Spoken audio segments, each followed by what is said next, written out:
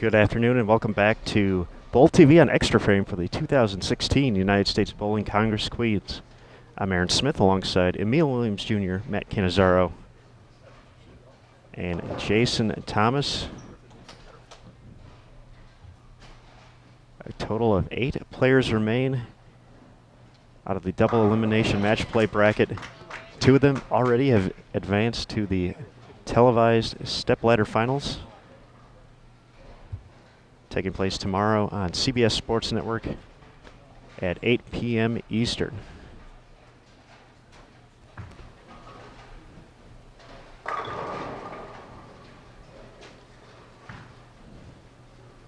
Those players are facing off on 23 and 24. That's one of our featured matches.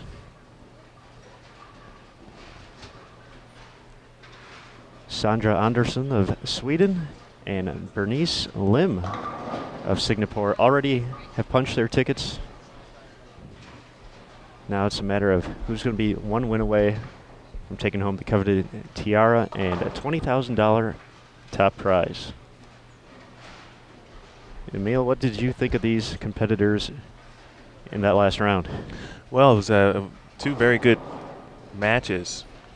Sandra, however, defeated our top seed in Birgit Poplar.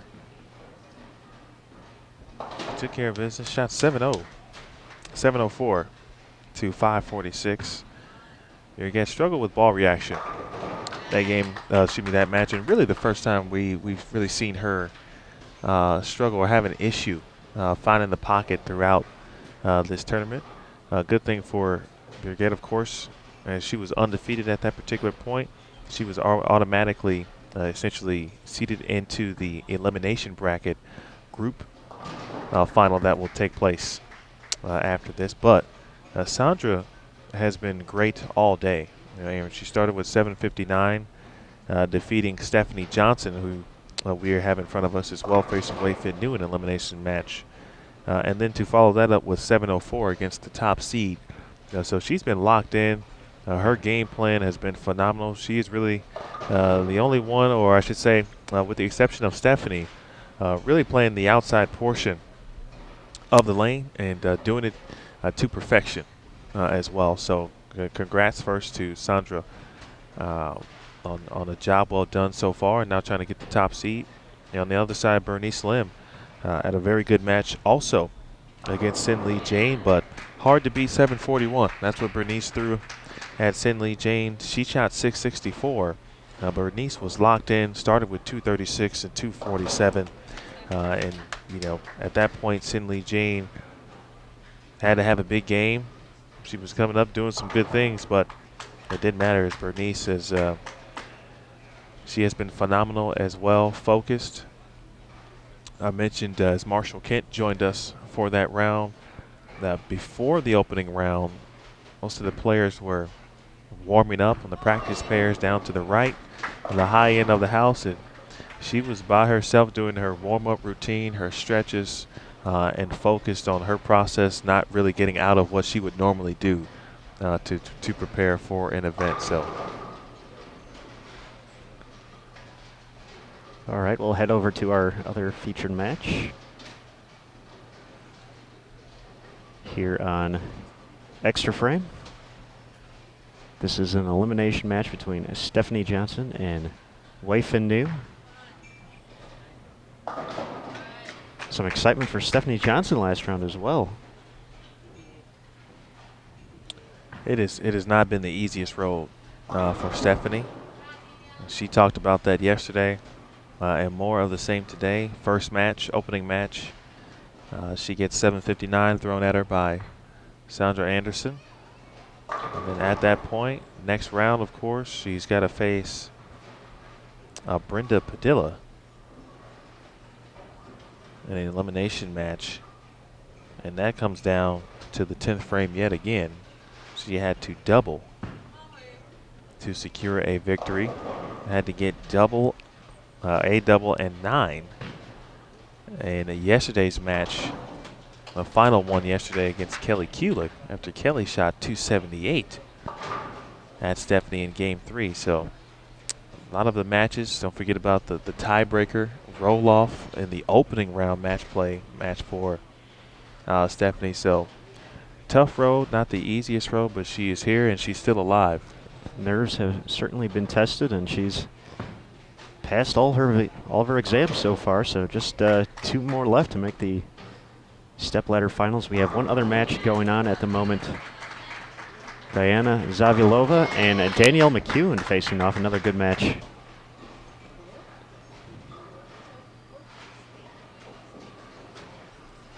We still have 2 other competitors awaiting the next round. So they were our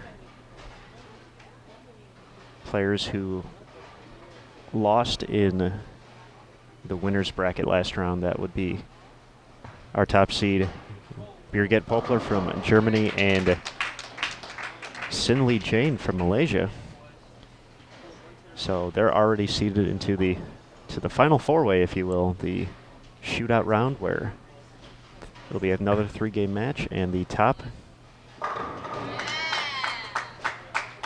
3 series out of the 4 players will advance, with high series getting 3rd for the stepladder, 2nd highest 4th, 3rd highest 5th, and the 6th, or the low player out of that group, will be eliminated in 6th place.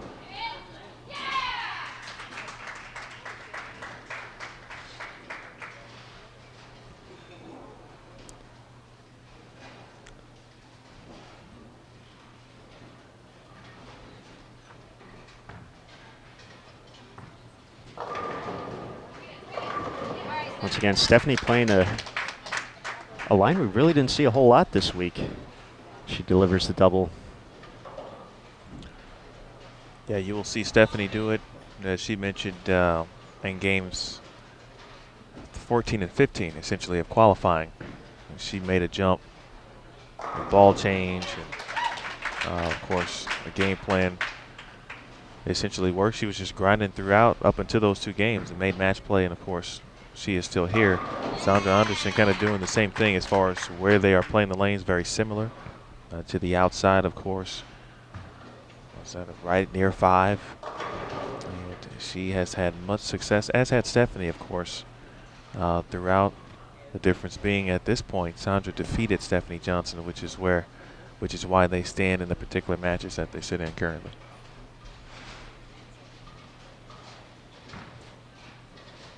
However, Bernice Lim off to the early advantage in the final round of the winner's bracket. 4 out of 5 to start. We've gotten to see her do that quite a bit in the past few rounds. Just gets out of the gate strong, throws up a few strikes, and all of a sudden her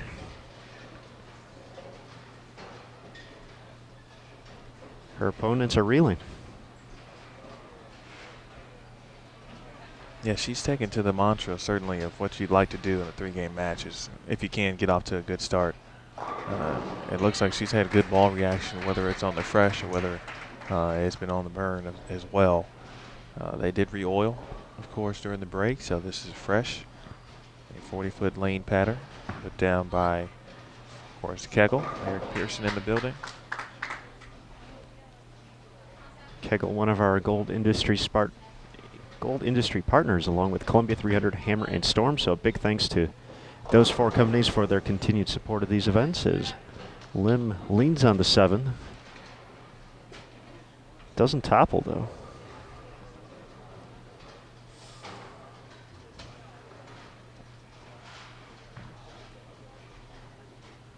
So both players still kind of feeling things out.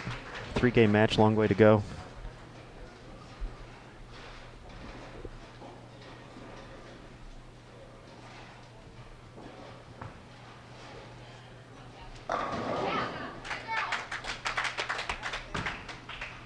Versatility certainly at a premium this week, but the pattern has allowed for varying styles, of course, and really for the competitors, if they happen to favor one area of a lane or one particular style, of course, over another, as far as that A game, B game, C game, if you will, no one has seemed to really be out of what they like to do. You know, Birgit mentioned it when we talked to her earlier.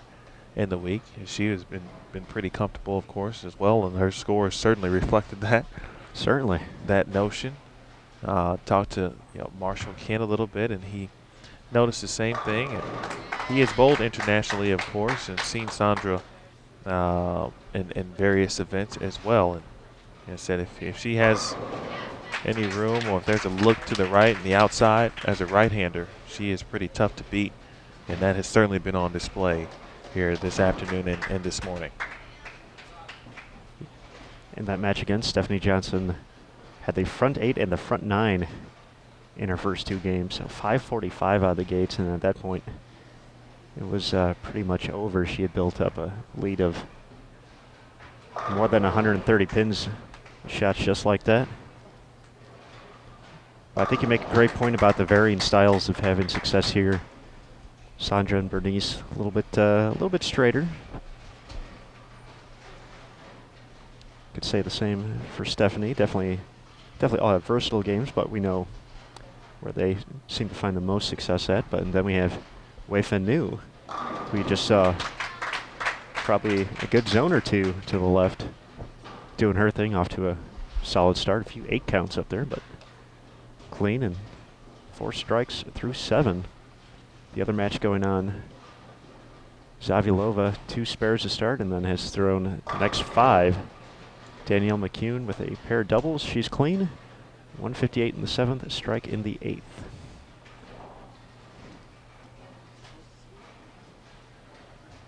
Nu, of course, has already left her mark on the PWBA Tour this season.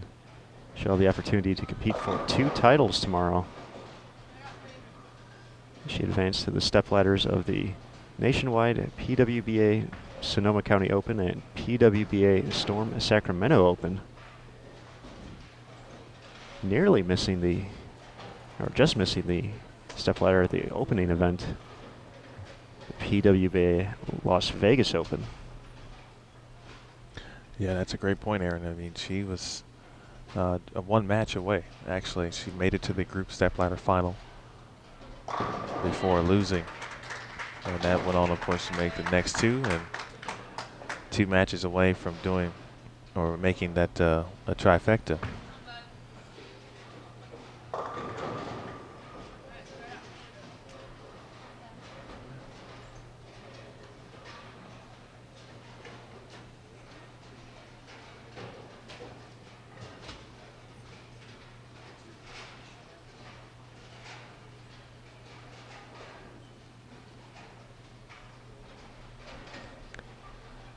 Yeah, definitely an early contender for Rookie of the Year. Hard to argue with those stats.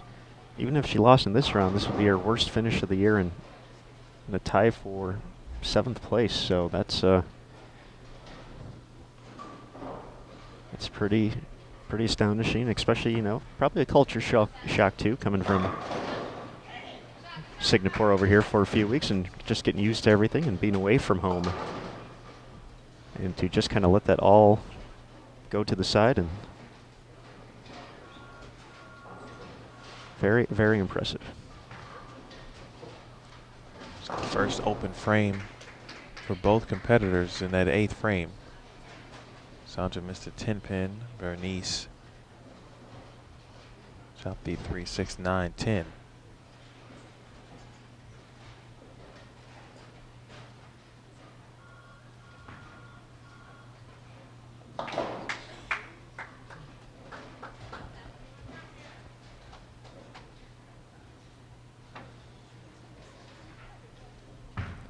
See the bounce back shot here, 9th frame, and ooh, 7-10. Two stoppers this week. 8 pins and 7 tens. Correct. Yeah, they've reared their ugly heads a little bit too much this week.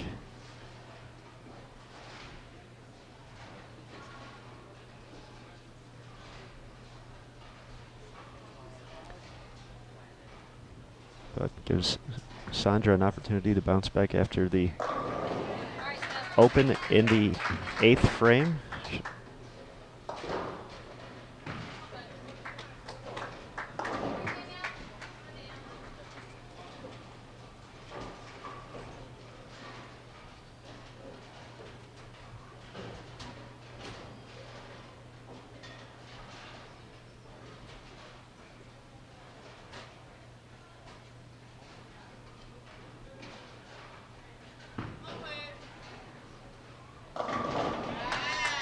Big time shot to set up the ninth. Down 20 here in the early going, game number 1.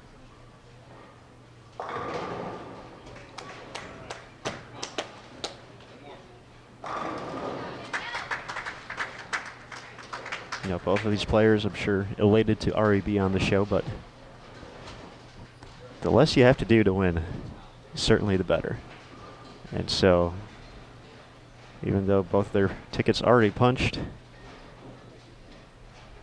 this is big time. Certainly a few train of thoughts in that too. You know, if you are the top seed, if you are the number 2 seed, you know, based on preference of the bowler, maybe bowlers like to have that extra game under their belt already to be loose on TV. If you're the top seed, of course, you just need one game to win the title. It's hard to argue, though. If it was me, I'd would love to be the number 1 seed. Certainly take my chances with 10 frames that I have. You would be my first selection for a leadoff man in a Baker match in such situations, so. How about that?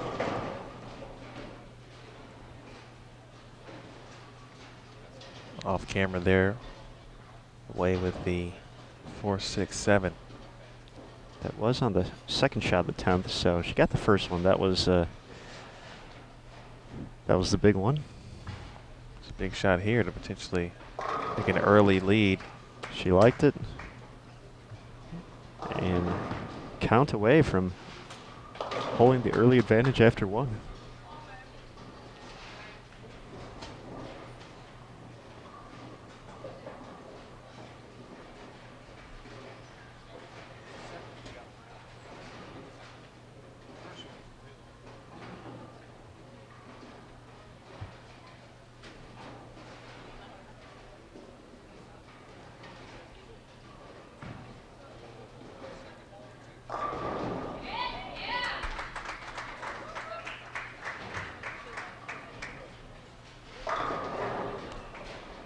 We just talked about the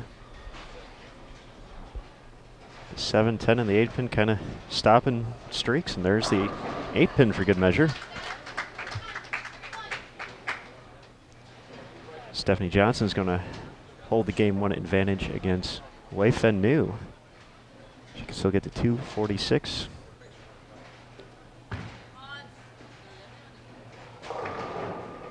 Lim not up the hill on that one. Gonna find herself down at least 13.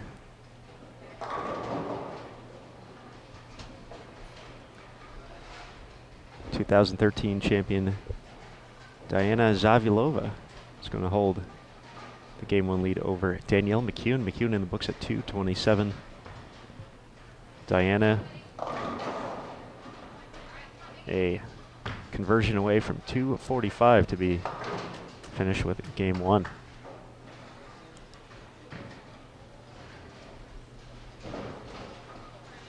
Missed it, 244. Only cost her a pin, but we'll see if that comes back later on.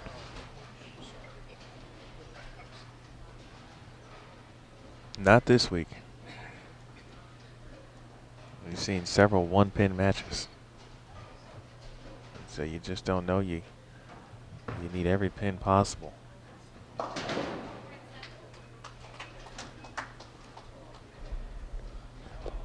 Stephanie out, 234, 212. Quick 22 pin advantage.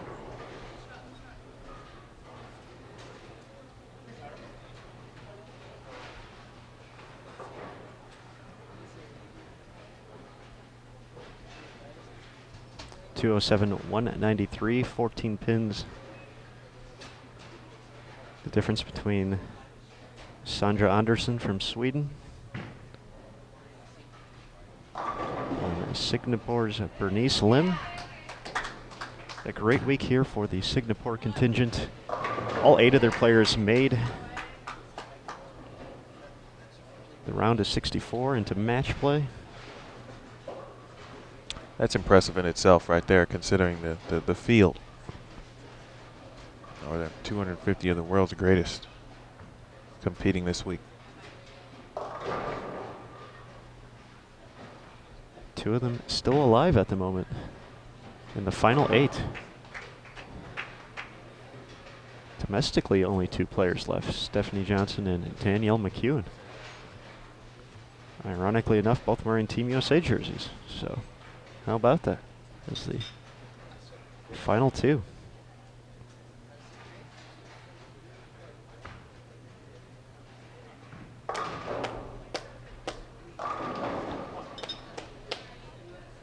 The McEwen and Zabielova match is a rematch of an earlier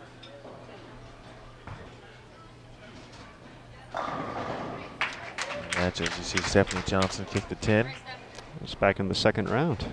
Second round, of course, was 736 to 695, but the difference was 2 pocket 7-10s back to back late in the third game by McEwen.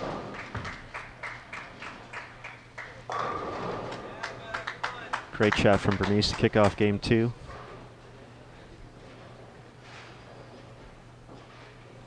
Seen one of the very few miscues from her all week. Leaving a frame open there down the home stretch, but great shot to kick things off.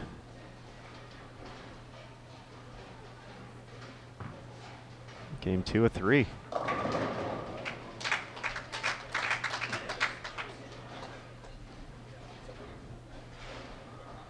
I really didn't see too many folks that far right during qualifying from what I remember seeing. Saw a lot of folks, if anything, moving away from that part of the lane, moving left. Yeah, left, sending it right. Definitely left was popular during qualifying from what we saw. Again, that's just part of bowling and learning throughout qualifying. And having the tools in the tool bag to be able to produce and execute. All right. Didn't see Sandra at all throughout qualifying. But if she's been playing them this way, although she was the 61st seed as well, so you wonder what the game plan was during qualifying, but none of that matters now because she has been locked and loaded. To say the least.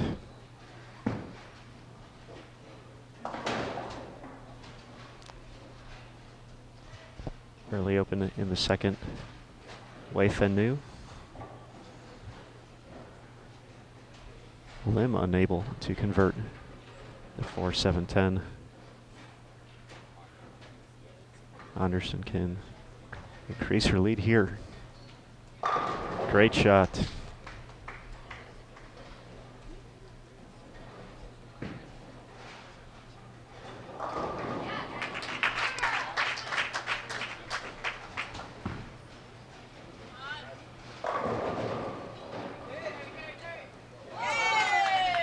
Late trip of the 10 for Wei Fen Nu.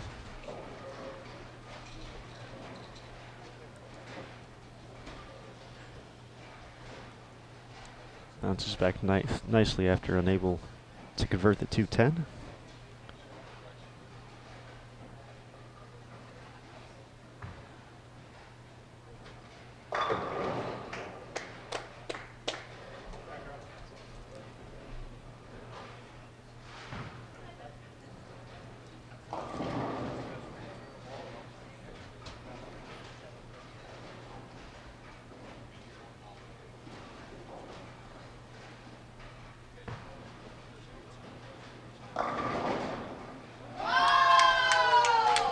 I have no idea what got that 10. I'm not sure if Stephanie knows either. Shaking her head a little bit, but I think she's okay that that pin fell. Just a hunch.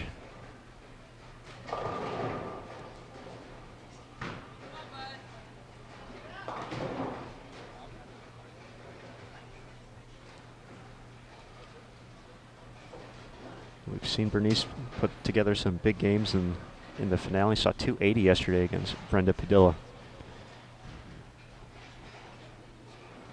But definitely feel Sandra's got the look at the moment. Over on 23 and 24.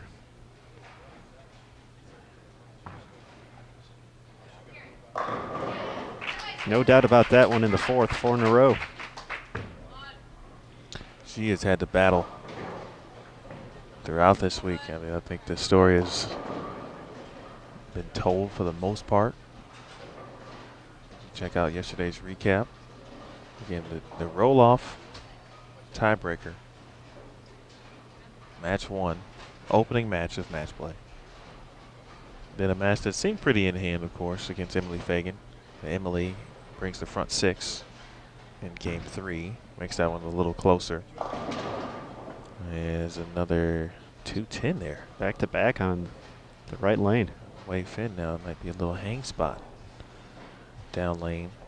Steph able to take match 2.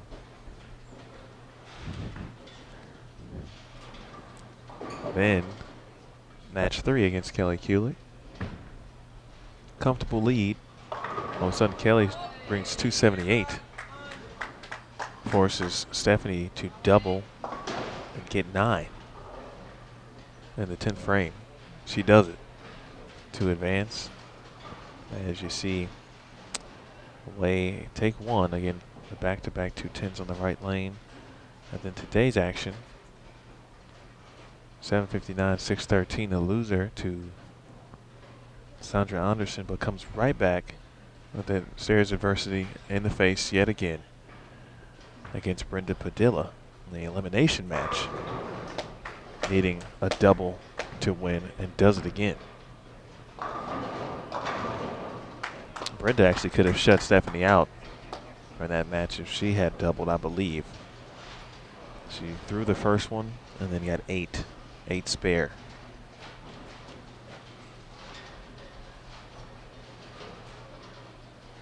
Scoring pace has slowed a little on 31 and 32. Diana Zavulova back-to-back splits in the second and the third. She's still looking for a first strike. Danielle McCune with a split of her own in the frame 3 after a spare strike start.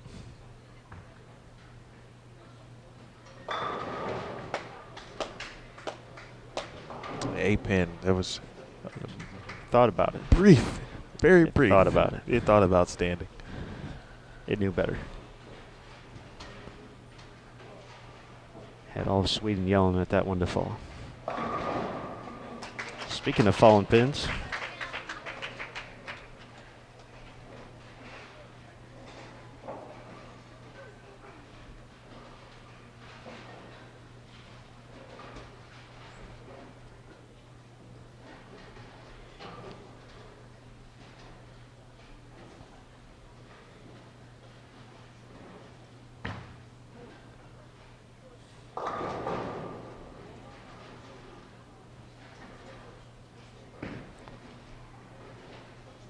Bernice fishing around a little bit here, trying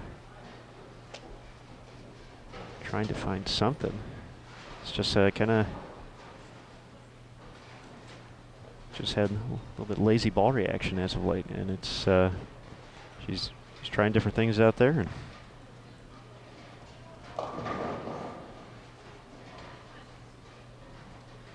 And either strikes or 210s in game 2 is all we've seen on 27 and 28.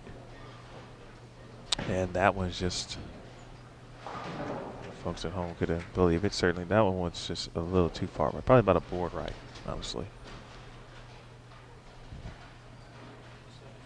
Like it caught the hang spot down lane and just didn't get up the hill.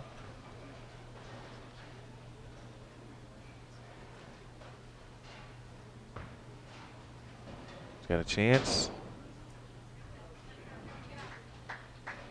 Gives away a few pins.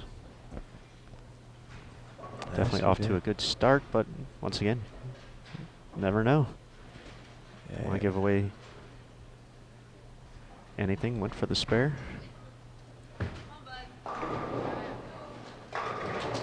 Bernice gets the hit in the 6th.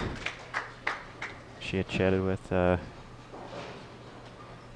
ball rep back here, Jim Callahan, about what they were seeing out there. Make the adjustment. Oh, wow. right lane, not kind to Wei.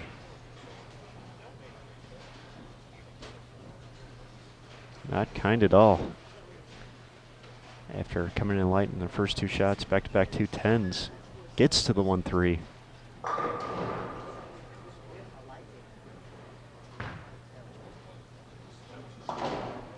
Leaves the 7-10, takes the 1 once again.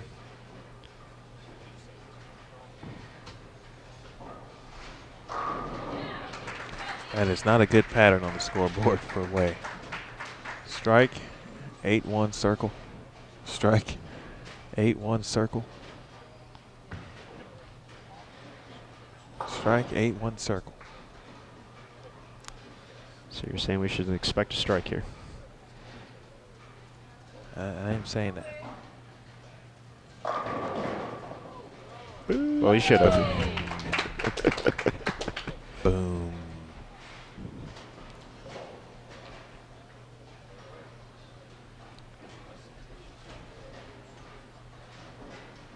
There was a momentary thought of a 7-10 there, but you kind of see the difference in the left lane and the right lane, at least for Wei on those 2 shots. That right lane shot, ball would have slowed down at the end. It got to the same spot. That one still had enough energy to reach the 1-3 and have a little juice to kick out some pins.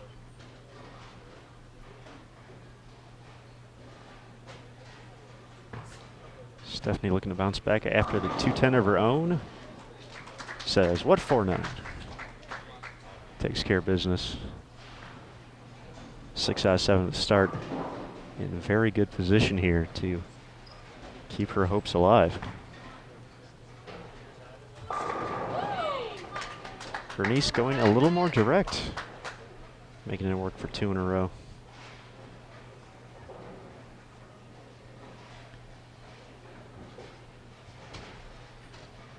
Kind of moving closer to where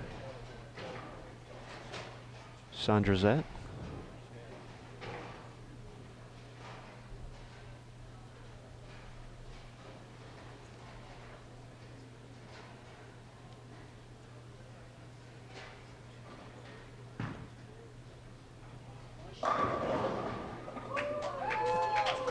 I'm not sure what keeps kicking that 10 pin out. How about that?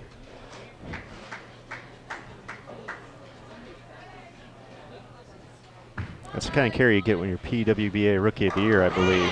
Bernice says, I'm not ready. I don't want to be second on the show. That's no fun. Oh, Sandra, man, I'm telling you. She has been impressive today. But so is Bernice, though, actually, when you think about it. The road she's traveled.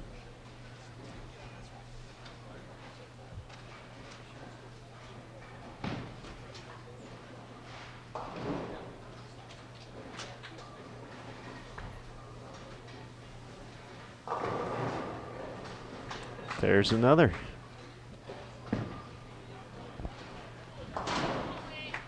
It's just also simple, compact, not doing anything overly crazy, and it's just keeping everything in play. It's the fact that she's playing a part of the lane that many haven't this week. Again, we didn't see everyone compete. But 2 stories, one told by us from Stephanie Nation. We've seen it on display, and then we're witnessing Sandra and what she's done from that area of the lane today as well. It was to show that looks like that area was available to play at some point. That's true, and yeah, we mentioned already the move was left throughout all of qualifying. We saw that even in the early stages on the Fresh, that majority players were left of the track area, some even into 12, 13, 14, 15 to start in that first game. And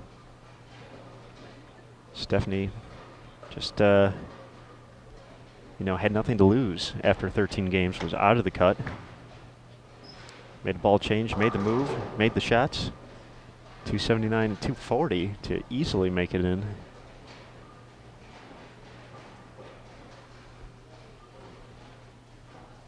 And it's been history ever since.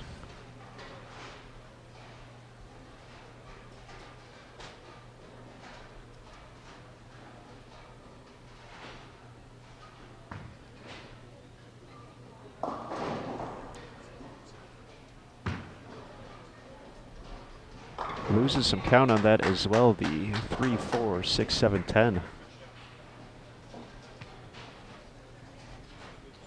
A little trouble in the 9th frame for Stephanie.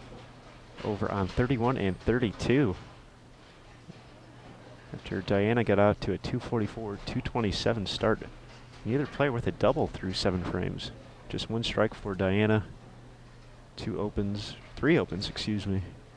1 open for Danielle, so she's they're essentially all knotted up over there.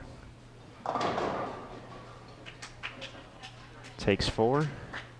She'll have the opportunity to still get to 227. Wei Fanu, 184 max score.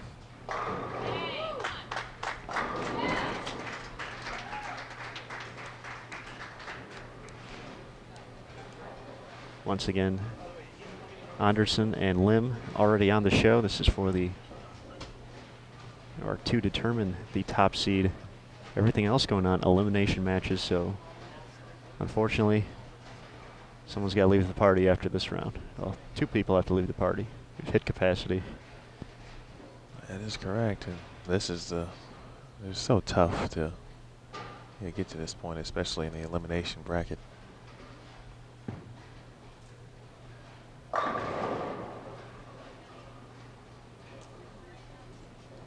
No, if I was gonna say if you even started the day bowling, I mean that's just a phenomenal accomplishment.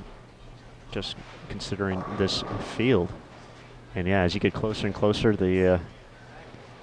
if you happen to fall in one of these matches, that definitely makes it tougher. But there's much more good than bad to take away from a performance like that.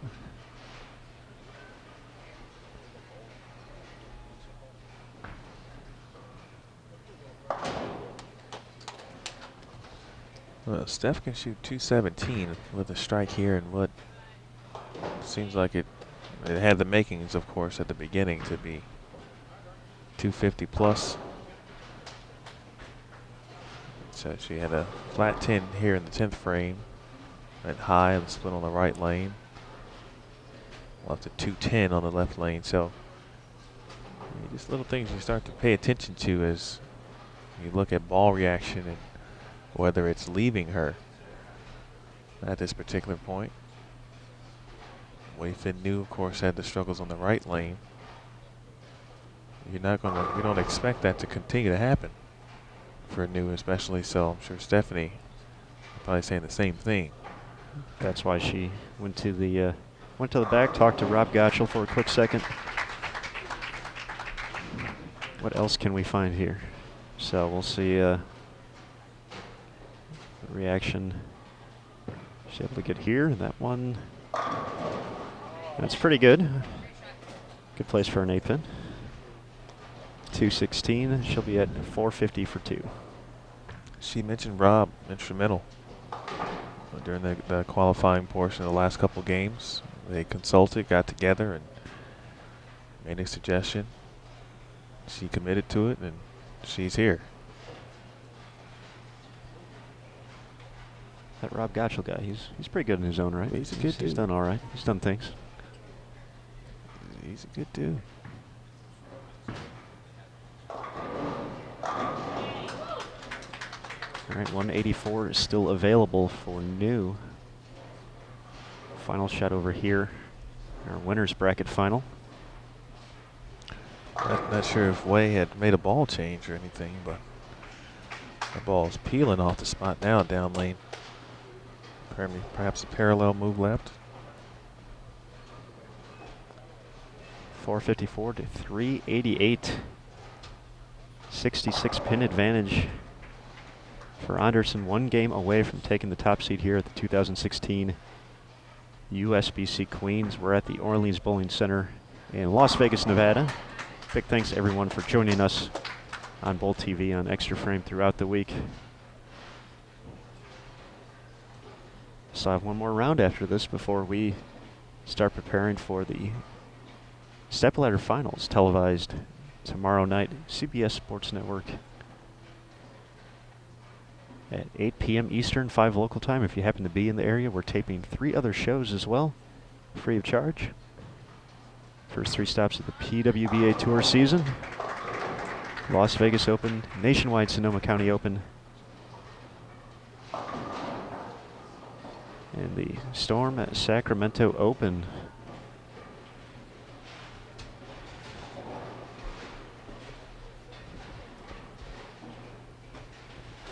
.450 to .392, 58 pin advantage. Stephanie Johnson over Wei Fen Nu of Singapore. They're getting ready for game 3.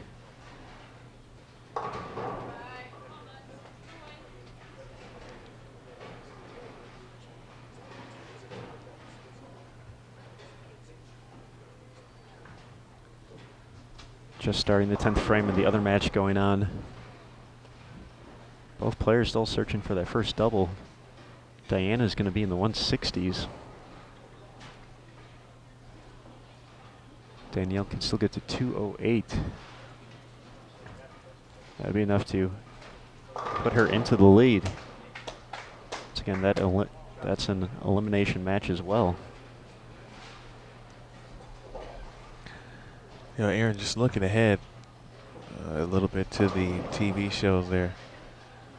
Stephanie Johnson off camera leaves a bucket. And so we'll see in a couple frames if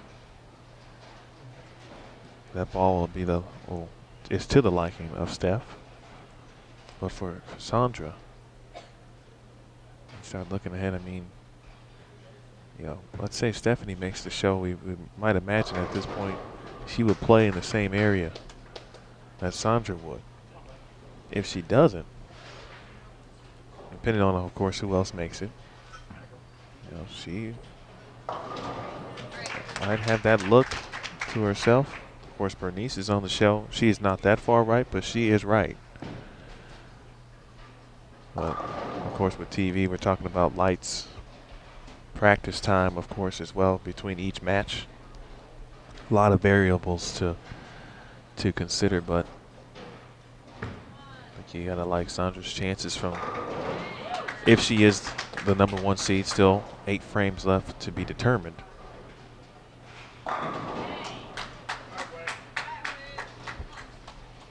Watch out for Wei Fen Nu here. She starts with a 3-bagger. She's rocking the Penguins today. Yesterday as well. Or penguin, at least. That's just one large penguin. Yesterday was the multiple penguins. I had to put that on the questionnaire for the TV notes.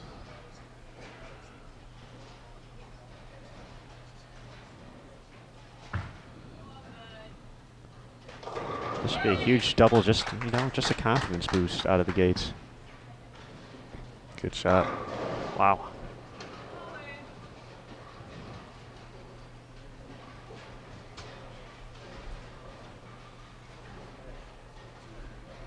Wei might have made just a small move, right, on that lane.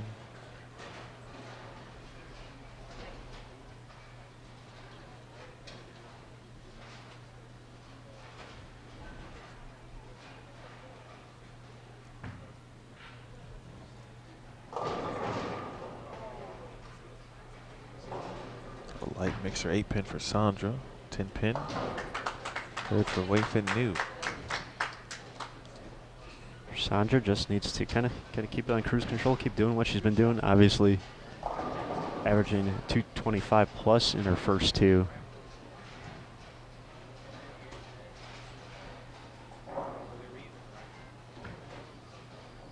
Just on at cruise control, takes care of the single pin.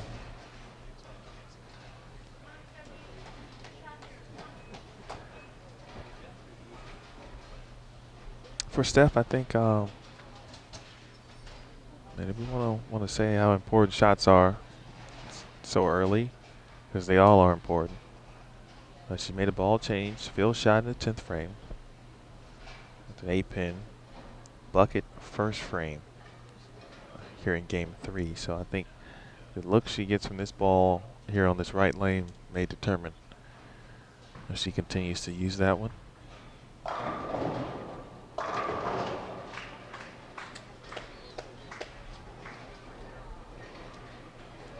Danielle McEwen is taking the lead in our other match, 413 to 407 over Diana Zavilova.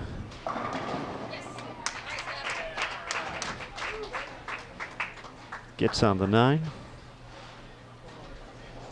High flush.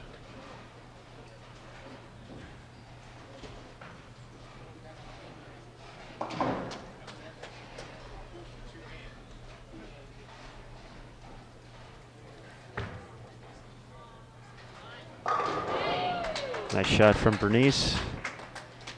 We've seen 280 out of her in game 3. She can definitely do it. Never know. The difference, I think, is, during the Sandra and Birgit matchup, Birgit went through some struggles, but she never had a chance to get back in the match because Sandra was so deadlocked in, weren't giving any pins away. Of course, the strike's good as Stephanie sends the 4-pin from left to right.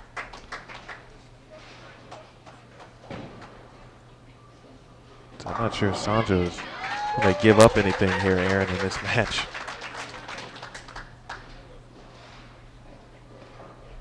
Again, Bernice, a member of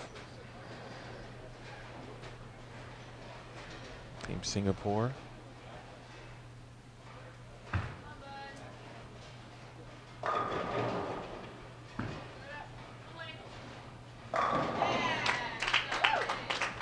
Shot from Lathan Newt.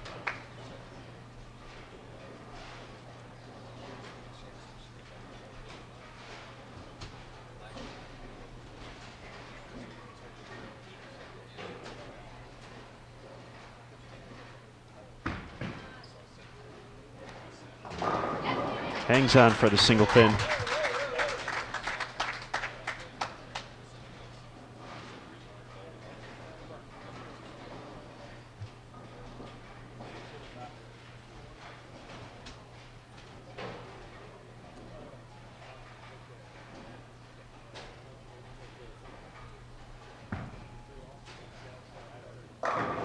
Gets that first double.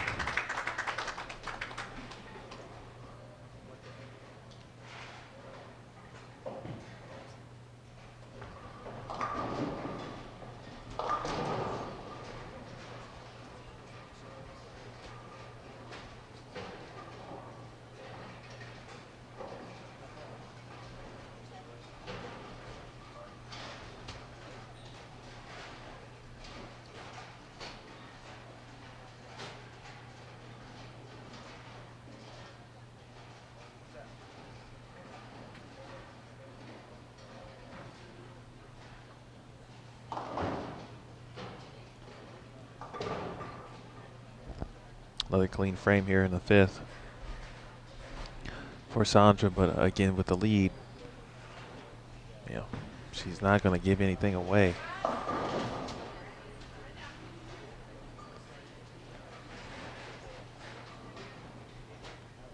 Yeah, once again, doesn't have to really outstretch her boundaries here, just has to keep pace. Johnson leaves a 3-6-10. We'll switch over to that in just a moment. See Sandra's offering in frame 6. Inching closer and closer to that top seed.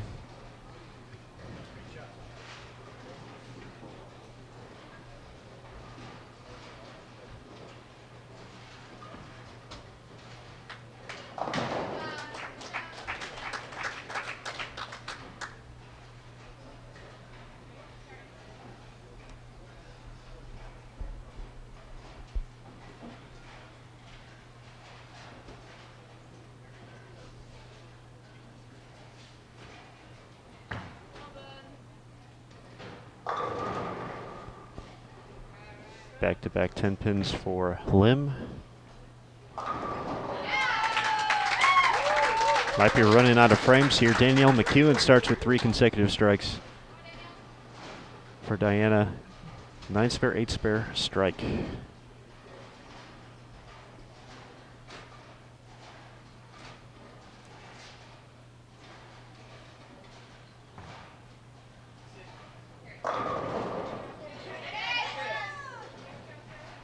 I think the first 10 pin she hasn't been able to get to fall out. Stephanie once again, 58 pin advantage heading into the finale. We'll have a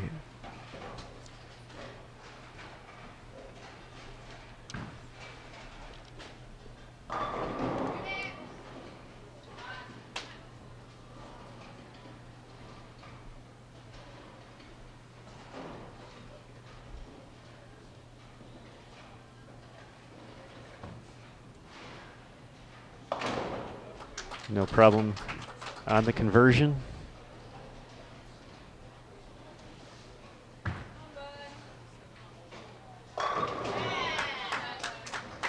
This might be a little bit too late to make up the 66 pin difference. Anderson, a few shots away.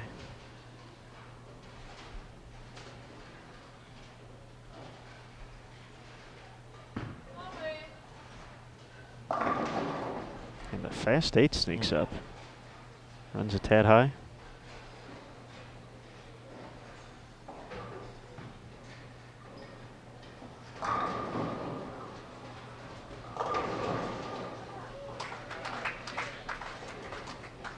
It's your day. It's your day. Leaning on them all.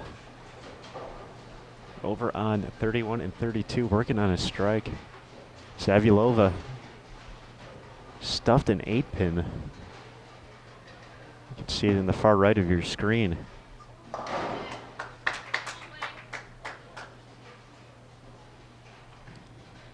McEwen, first 3, 9 spare.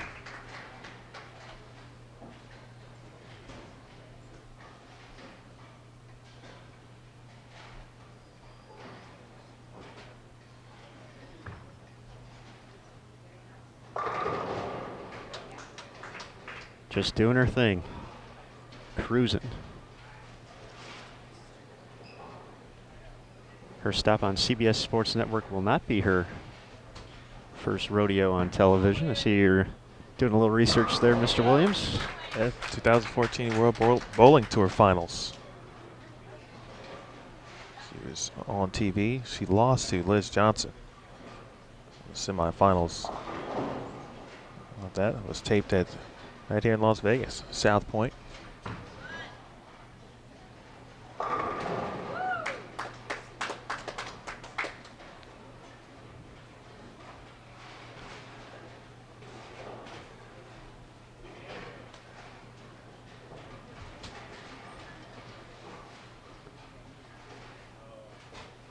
That 36910 on the right side of your screen also belongs to Diana.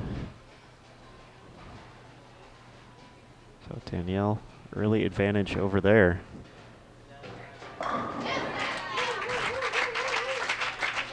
Stephanie Johnson making the ball change.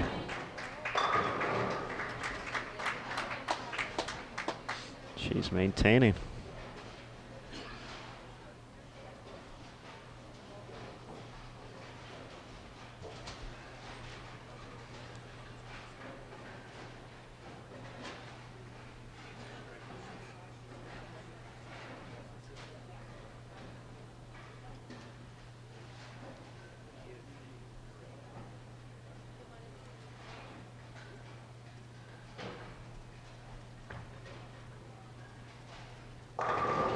Sandra Anderson is going to be your top seed for the televised stepladder finals of the 2016 USBC Queens.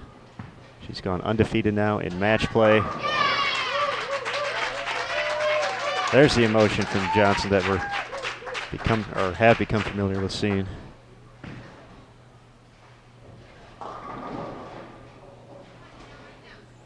So we'll call this a victory lap over on 23 and 24. Enjoy the moment. Sandra has been a part of a couple World Bowling Tour semifinals as well, so she does have some television experience here domestically. Representing Team Sweden.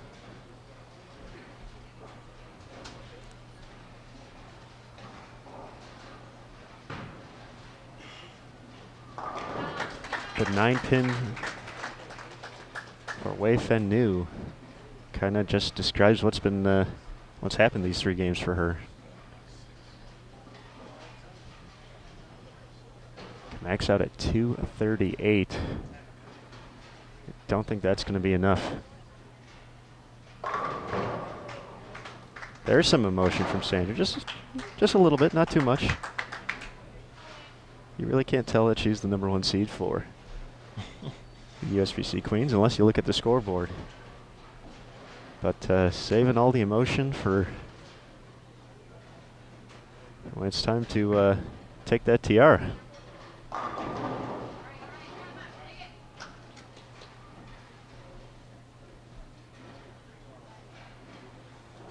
So we know 2 of our seeds, Sandra Andersson from Sweden, will be at the top of the step ladder. Finishes with a 2:58 for 7:12.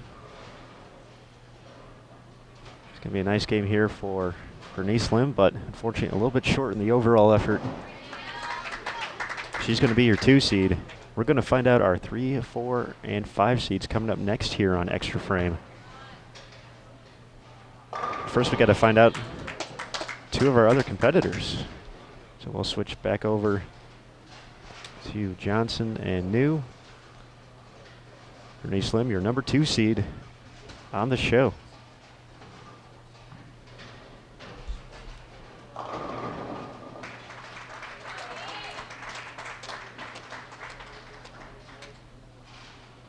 X score for Lathan New 238. Stephanie Johnson. Shot here, got a push. And the 4-pin will not fall. 4-6.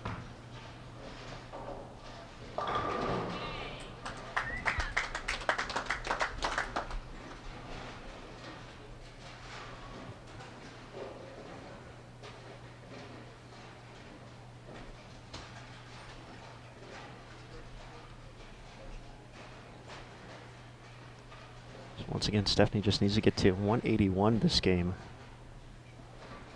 at the current moment. Wei Fen Nu struck out. So she'll just take the pin here.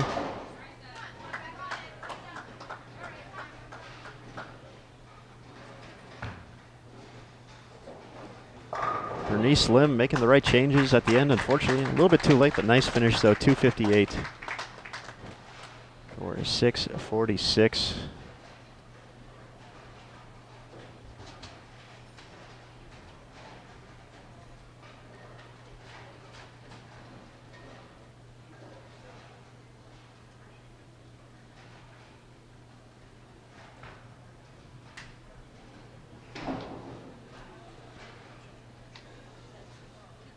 And Diana Zavulova misses a single pin in the 7th frame. Still unable to find a double in that match.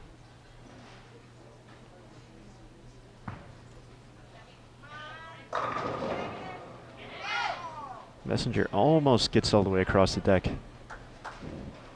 Stephanie just needs a mark here in her next 2 frames. That'll be enough.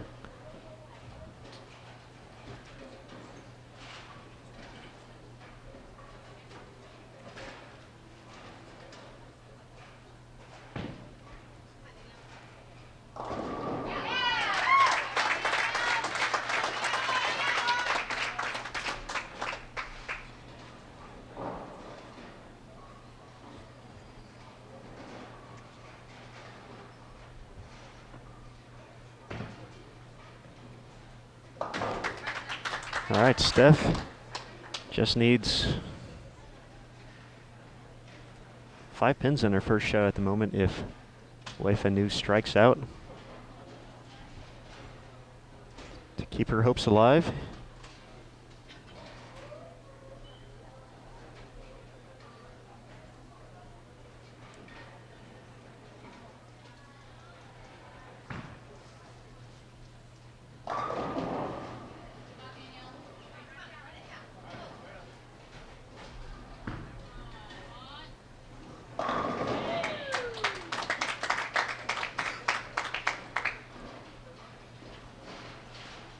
Danielle McEwen match with Diana Zavialova.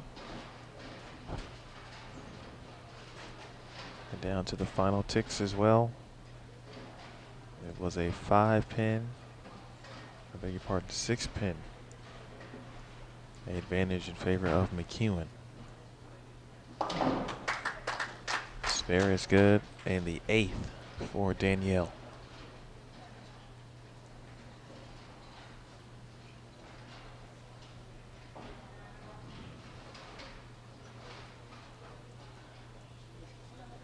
Right now she's leading by 34 pins.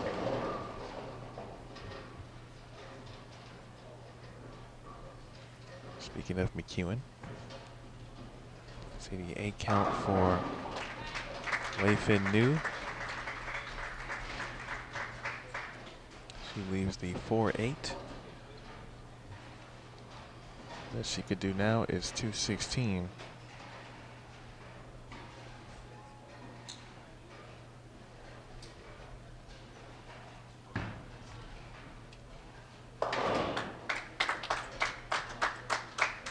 Stephanie Johnson will move on yet again.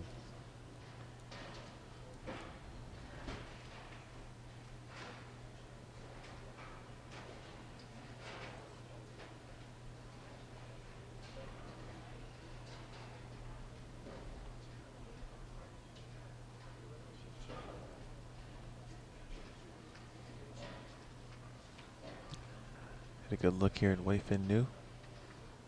Wei may be eliminated now from the tournament. She bowled so well. She will get a great hand clap from the crowd. Very well deserved. What an excellent 4 weeks of bowling from her. I'd say it's been a success. Absolutely. The first portion of the tour swing for her and Team Singapore as a country and as a squad. And Wei still will have an opportunity to nail down her first PWBA title tomorrow. She's a part of, again, 2 tape shows. PWBA Storm Sacramento Open and the nationwide PWBA Sonoma County Open.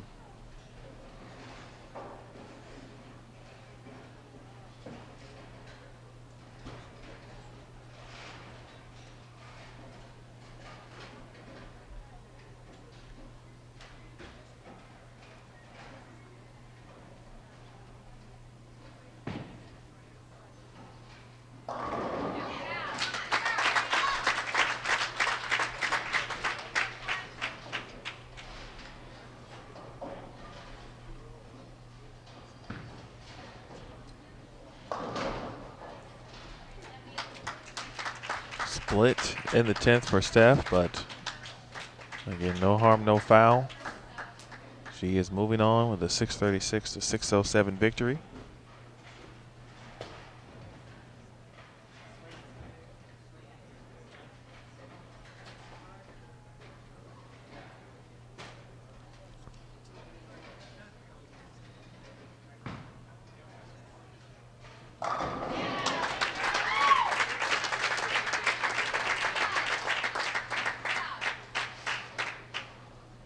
I'm going to try to give you a sneak peek at the final match that is ongoing. Danielle McEwen, first strike in the 10th. She's on a double.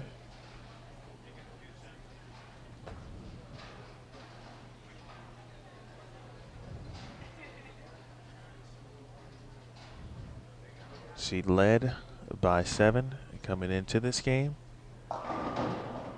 Leaves the 4-7. I think she might have made a ball change on the right lane. Most importantly, she kept it clean. Started with the front 3. Couple spares. A lone open, a single pin in the 7th for Zavialova.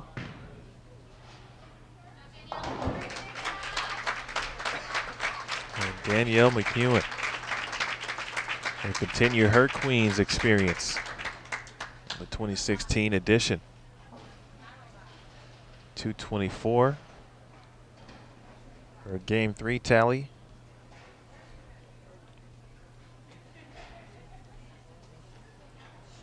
Nice 6:37.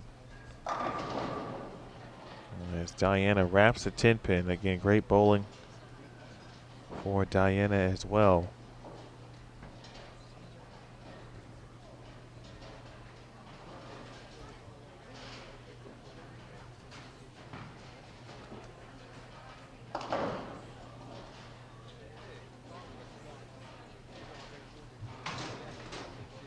She'll make the spare, can shoot 181.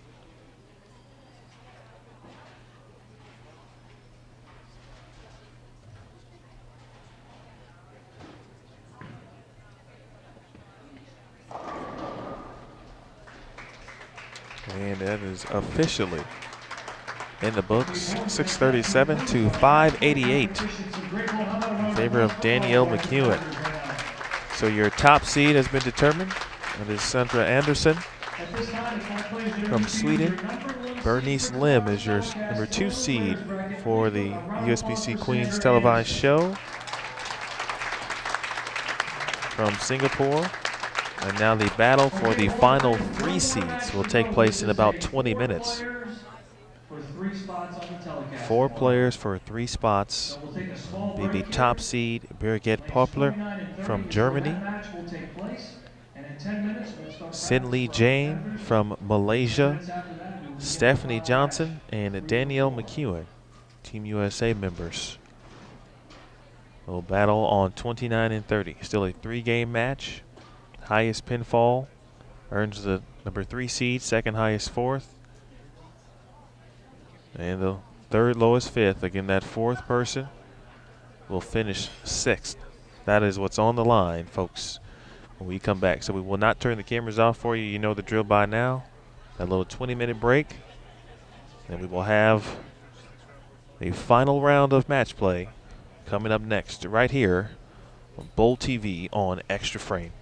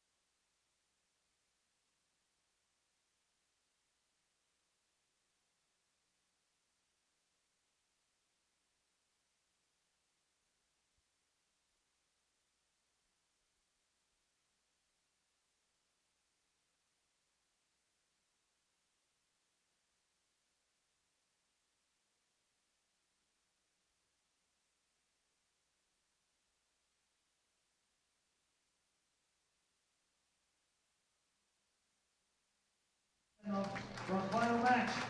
Come on, let me hear you, folks. Make some noise out there. All right, bowlers, good luck.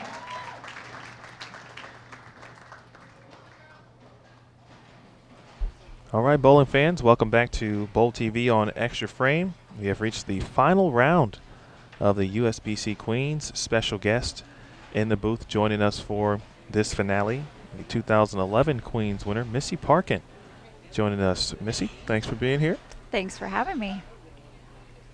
Oh, Missy will have a bird's eye view along with the rest of us here at who the final 3 competitors who will join Sandra Anderson and Bernice Lim as Danielle McEwen gets off strong with a strike. The format, of course, continues to be the same 3-game match. The highest pinfall out of these 4 competitors will be the 3 seed, second highest 4th, third highest 5th, and then unfortunately, the person with the lowest pinfall will finish 6th and just outside of the TV show. So the full gauntlet of emotions in this one. The joy of 3 competitors making the TV show and then someone just missing out. Exactly. And unfortunately, I've been on both sides of this match. I've actually been in this match twice. And the very first year that they went to this format, I was actually the odd man out. So I know how that feels. But yeah, I mean, the odds are definitely in your favor. 3 out of the 4 ladies will be making it onto the telecast. And with how high the scores have been, obviously we should definitely be expecting to see lots of strikes, which is always good. So far, everyone's starting off strong. The competitors in this final match, we mentioned Danielle McEwen. Yep, and Team USA teammate Stephanie Johnson. From Team Malaysia, Jane Lee Sin. And our top seed, Germany's Birgit Poplar.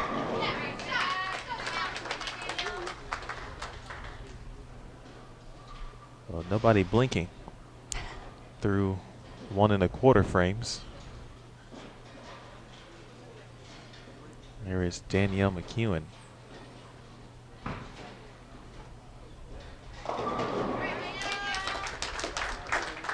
Quick double for Danielle to start. There's Missy, you've won this event, and you mentioned being in particular in this match. But with the 3-game match in general, we've seen, of course, we've seen opponents or bowlers get off to great starts and kind of build up a lead, have enough cushion to kind of withstand any charge. Is it the same in your experience in this match as well with multiple competitors? And then even from a lane play perspective with, transition could be different with 4 players as well. Absolutely. Transition's definitely going to be different, especially on all the matches where it's just 2 players on the fresh. You can kind of make the lanes really nice for yourselves by breaking them down correctly. Well, in this case, you can still try to have the same strategy. However, they're probably going to break down a little quicker, which could be really good, or it could be really bad. I foresee, just because I believe Jane, Stephanie, and Danielle are probably going to play pretty straight. They're probably going to break them down really well to the right, which might give Bridget some advantage because she can hook it more and get in a little bit inside of them and have a little bit more room. But we'll definitely see.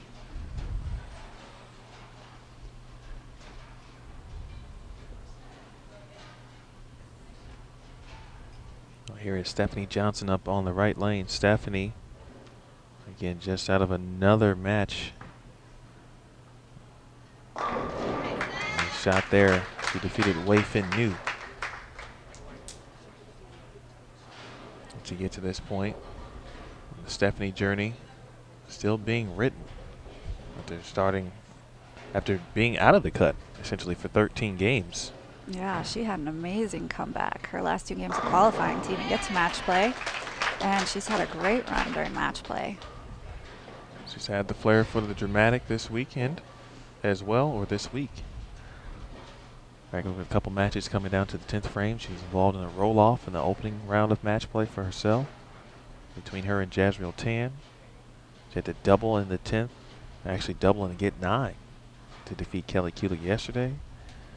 She had to double to to defeat Brenda Padilla in the elimination match. Nice shot there by Jane Lee Sin, but the 8-pin and the pocket 7-10, Missy, seemed to be all around this weekend during the tournament. Unfortunately, yes. Yeah, especially with the scores being pretty high scoring, it does come down to who's going to be able to carry and get the ball to go through the pins correctly.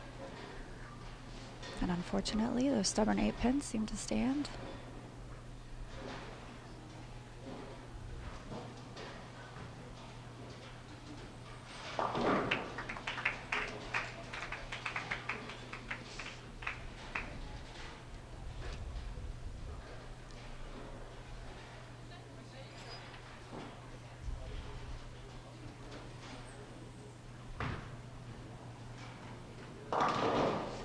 That was a great spare by Bridget, especially throwing it with her spare ball.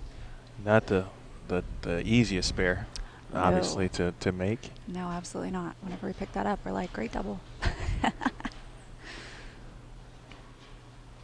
Well, a couple 3-baggers, one for Danielle McEwen, one for Stephanie Johnson.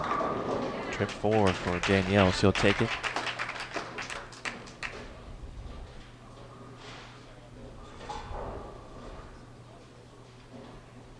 Everyone clean through at least 3 frames. Johnson looking for a 4-bagger to start. Very nice. Yeah, see, they're already starting to break them down to the right.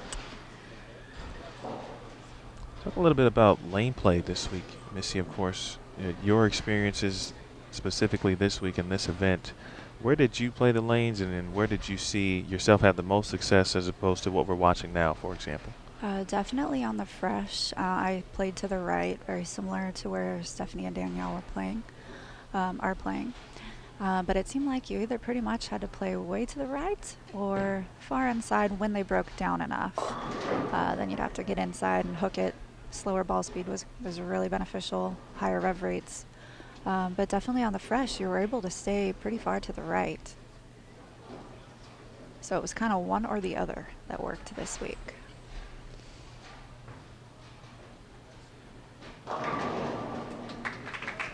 Carry there. Jane Lee Sin.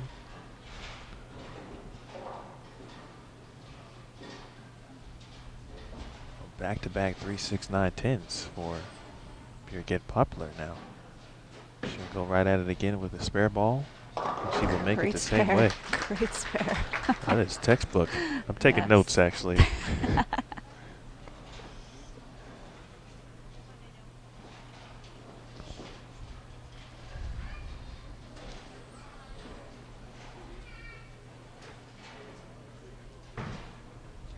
Keelan looking for 5 in a row. Great Back shot by roll there. Danielle.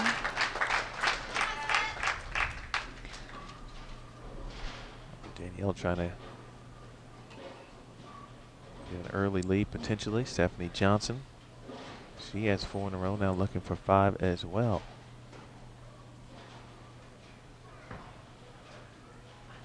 It's a great shot by Stephanie. Yeah, I think also with this type of 4-person format, it's definitely important to continue to keep striking, especially because the top bowler out of this match gets the number 3 seed. So that still is very, very important. And I think even, with Danielle and Stephanie both starting out really strong, and just in all the matches, you can never definitely let your guard down, because especially the last game, we can see some really high scores. So you just have to keep going at it, keep striking. Yeah, this format, you can't be complacent. No, at all. definitely not. Yeah, you can't get too comfortable. I think no lead is big enough, really.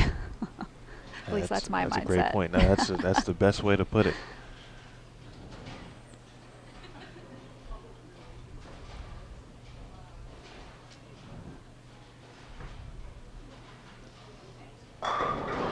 Great shot by Jane to double.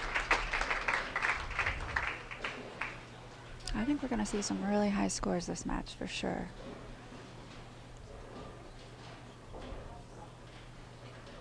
Let me ask you, Missy, does it play a role in the sense of the rest standpoint where Jane Lee Sin and Birgit Poplar essentially lost a match prior to, or 2 matches ago actually, so they've had a little time to take a break, maybe relax, refuel, get a quick bite to eat. Stephanie and Danielle coming off good matches, kind of still in the rhythm, if you will. Does that play a role? Which one would you rather be in, or does it matter? You know, I think in both situations, it's okay because I know, at least from my standpoint, if I just lose a match and I'm pretty upset about it, I need a little timeout. So I'm sure that doesn't hurt at all. But obviously with Stephanie and Danielle just coming off really good wins, they have a lot of momentum. They're still loose, they're still warm. So that's also an advantage at the same time. So I really wouldn't prefer one or the other. I think both are pretty good situations to be in. And at that point, every bowler is different, of course, and each one will adjust to what is thrown at them. Absolutely. 4-pin thrown at Danielle. She'll attack that with no problem. Joined by Missy Parkin here at the 2016 USBC Queens. Missy, past champion.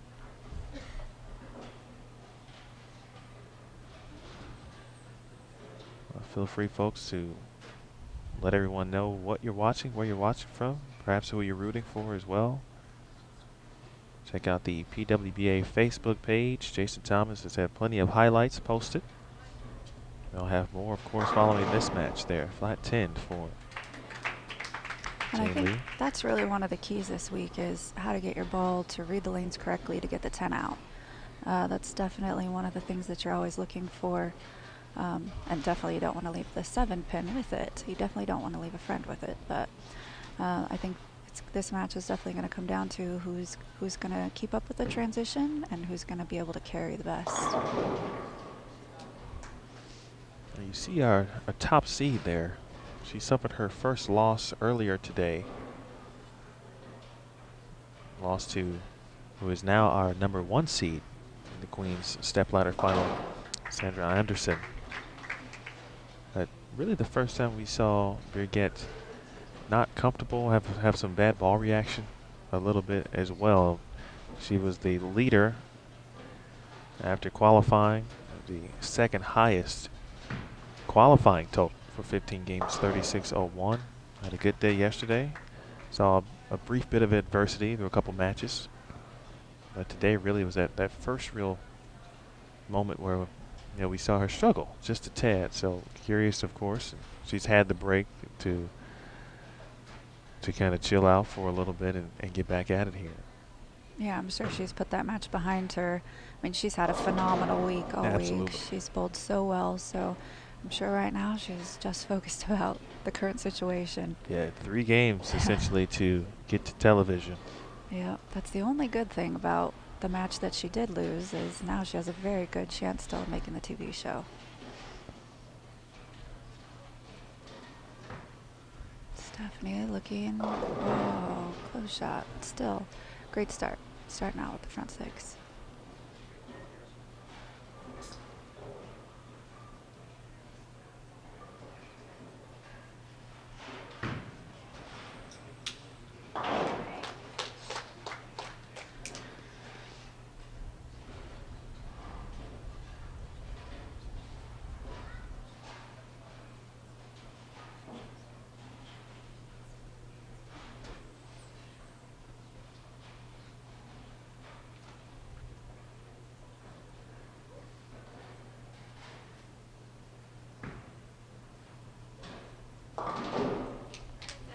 Nice spare. Yep, so far we're still all clean. Everybody's clean.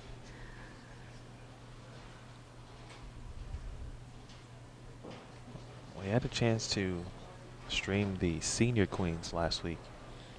They see, of course, same format, just the field is in half, 32 bowlers instead of 64. But we got to this match. You see a great shot there from Birgit Poplar. Got to this match, and game 1 started out well. Of course, there was one slow start, and that was Australia's Robin Flynn.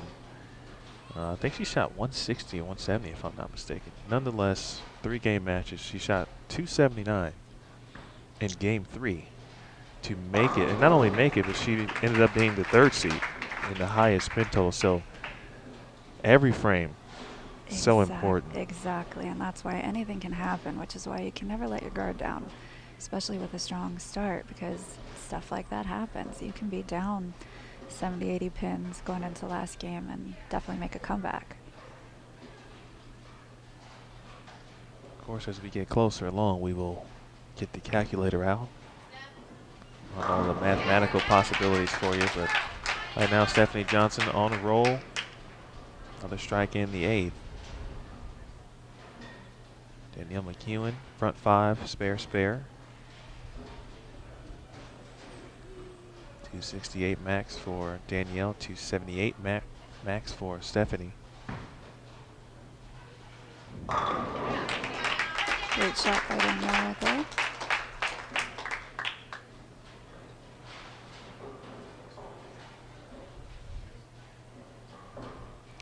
Jane's just having a little bit of carry issues. She left a flat 10 the last time on this left lane.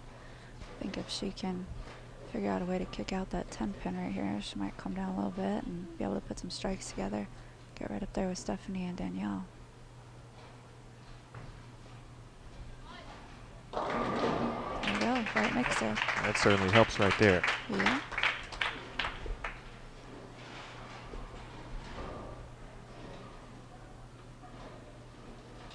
Here's Birgit from Germany. The international scene in our sport has shined through this week. She gets some help on the 10. She will not. Already 2 countries represented in the stepladder. Yeah, we had a lot of great international players this week. It was really fun to watch. We had a really strong field, which is always nice. And you, of course, as a Team USA member, not the first time you've seen many of these competitors, and it probably won't be your last. No, absolutely not. Yeah, I've had the pleasure of bowling with and against many of them. I've seen Birgit a lot in the EBT events, European Bowling Tour events overseas. She's a great player. Bowled against her in Vienna quite a few times. And same thing with Jane. I've been over to Malaysia and bowled a lot with and against the Malaysian team. They're very, very strong competitors, as with Singapore, which we've been seeing, the last few weeks on the PWBA tour. Well, back to McEwen. Great shot there by Danielle.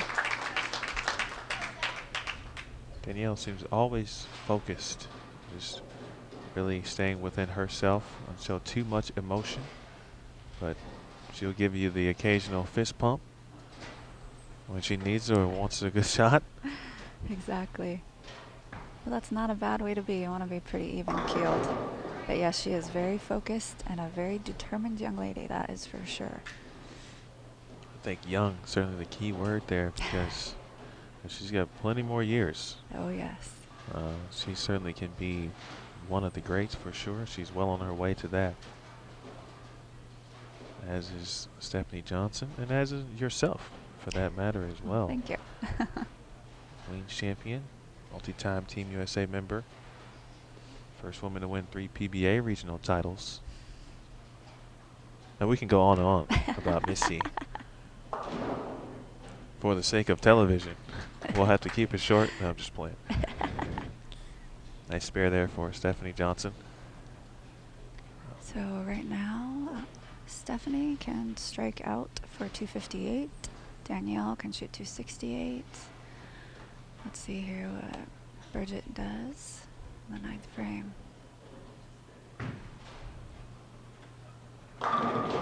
Great shot there. I really think even though she is one of the lower scores right now, once they open up a little bit, she's definitely going to be a contender when it comes to game 2, game 3 when they start to break down. That's going to be more in her wheelhouse, so I would definitely look for a comeback from her. A 40-foot pattern this week seemed to be conducive to multiple array of angles styles to get to the 1-3 or the 1-2. The 10th pin there for Jane Lee. Brigitte said she was confident and comfortable really throughout the week. You saw her really didn't look like she had to move a lot, maybe some minor adjustments here and there, but for the most part never really gave the 1-3 away, and their scores were evident, of course.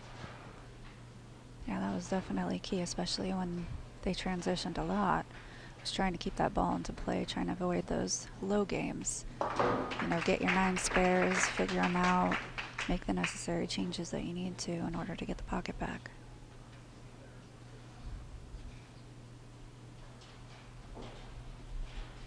Entering the 10th frame here, game number 1. This is the final match to determine the last 3 seeds on the TV show, and Bad break there for Stephanie. Looked like a great shot, just looked like the ball picked up a little early. So the lanes might be breaking down a little bit in that left lane. so Stephanie had to make a quick ball change during her last match against Wei Fin New. Made a change 10th frame of the second game.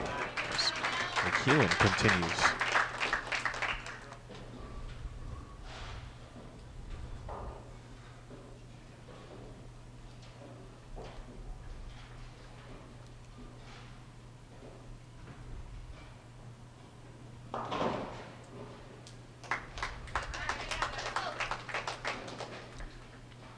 Still a great game by Stephanie. Really bad break in that 10th frame, but still 235, which puts her still in 2nd place. Danielle's definitely going to be leading after this game. And it just depends on what Jane and Bridget does 10th frame, because they're both pretty close.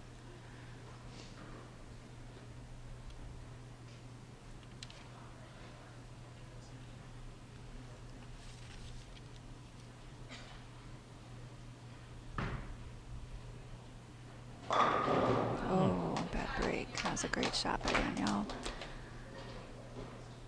You've seen some really great shots throughout the week, really today as well. And sometimes we wonder, our sport can be so great, yet so cruel. It's a very humbling sport, that is for sure. But you know, it all comes down to, especially at the Queens, it comes down to making great shots. And all you can do is make a good shot and hope they all fall. Unfortunately, we can't make them fall. That is true. Neither can Jane Lee. Talked about the carry issues. All 9 counts are non-strikes. McEwen off to a great start. Yeah, 257. Great first game. He was followed by Stephanie Johnson, 235.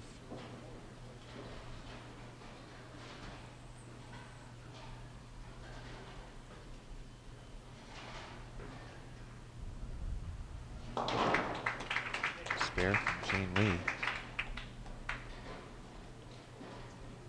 I suspect that she's going to try something else, try to get some more strikes going, get her carry percentage up.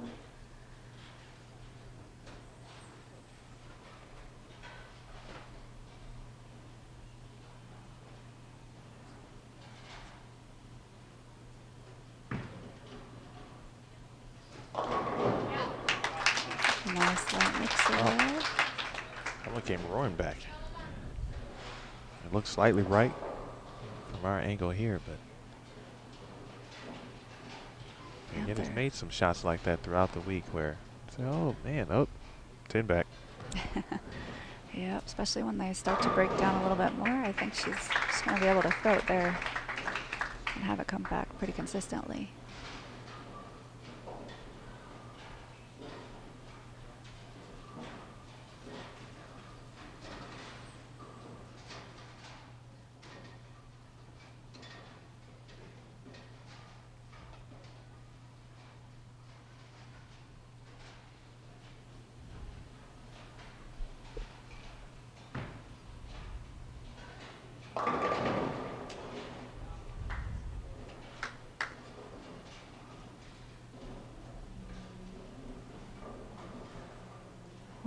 Bridget is going to be the low after game 1 with a possible 211. She picks up the 4-pin.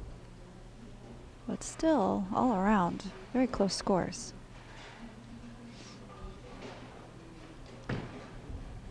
Only 46 pin difference from the high to the low.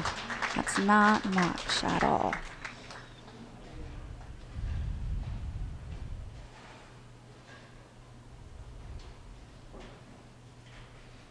Game 1 in the books.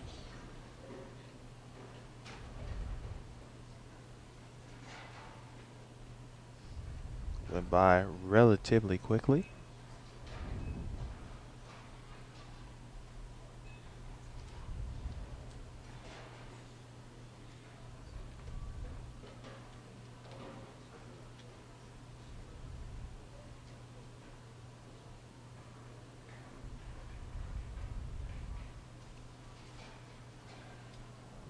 A lot of fans, of course, watching intently. The fans have been great throughout the week. Yes. There have been a lot of people watching, which is, it's always fun to bowl in that atmosphere for sure.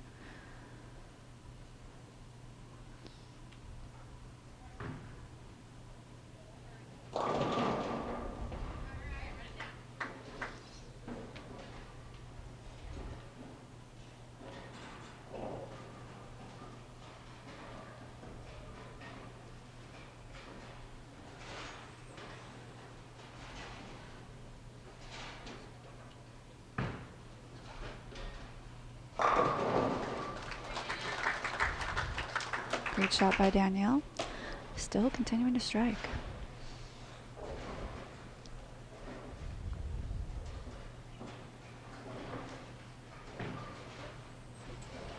That's fair for Stephanie.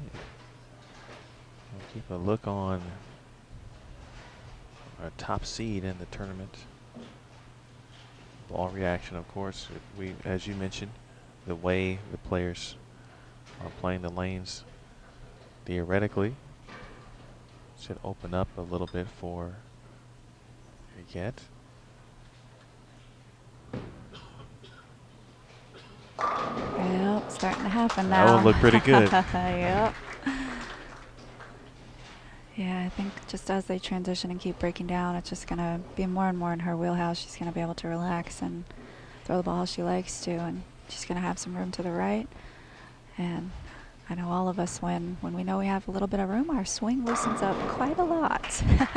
Absolutely. Makes it much easier.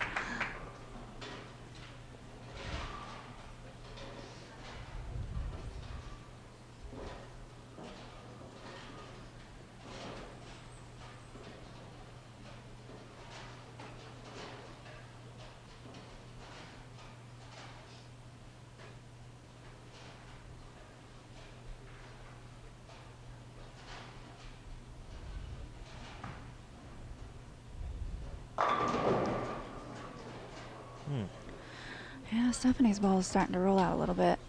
I would think that either she's going to have to make a move pretty soon or a ball change pretty quick. And on the left lane, she left that 4-9 in the 10th. And then the first shot came up a little light. So she's definitely going to have to make a change.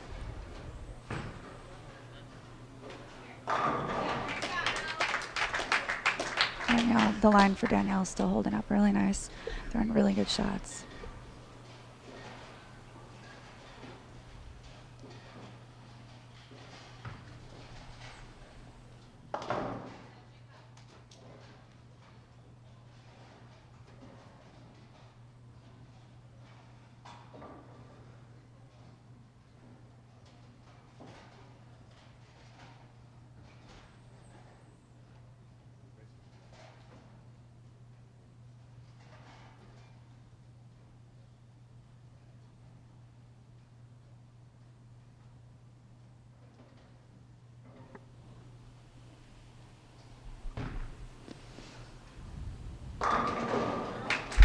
Another great shot by Bridget. Oh, those look familiar. Oh, yes. I saw a lot of those against when I bowled her.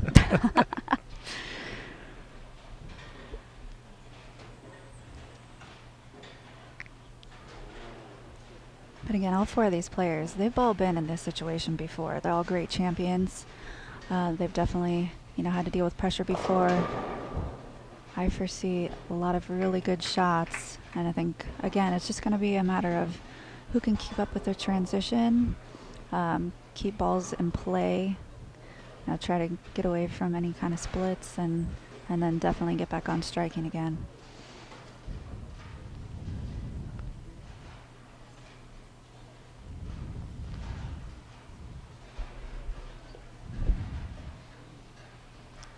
Missy just mentioned she did compete against Poplar second round. Yes, I did. She sent me into the losers bracket. It was a pretty close match. But, she's had a great look all week. She's bowled phenomenal. And, yeah, she bowled really well in that match against me as well. What makes her so tough? You mentioned you've bowled with and against her several times in international competition in Vienna. You mentioned what makes her so tough? I think her strong suit is definitely her speed and rev rate combination. She has a higher rev rate, but her ball speed is still pretty high too, and that's a great combination to have, just because it allows her to be able to open up the lanes, and when the pattern is conducive to that, she's going to be able to create more room. And that's never a bad thing. Not at all. We all love room. That is certainly one of the perfect combinations you can have. Yes. Danielle goes a little high there, tripping out the floor but leaving the 9-pin. She might be starting to see a little bit of the breakdown now.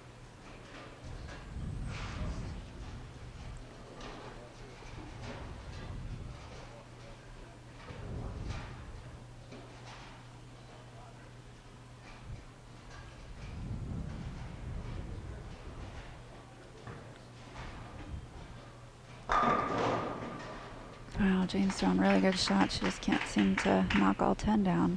She's keeping the ball in the pocket.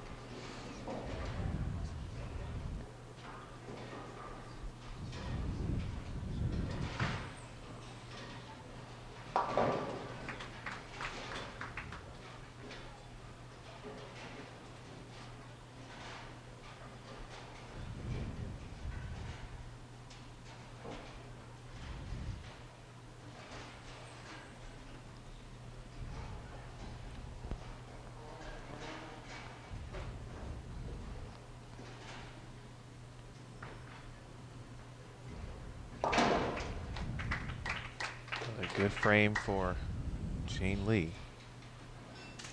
One that results in a 9 spare. Yeah, she's throwing it really good. She's just probably needs to make a tiny adjustment here or there to kick out that 10-pin or 4-pin. All the 9 spares she's been leaving, but she's throwing it really well.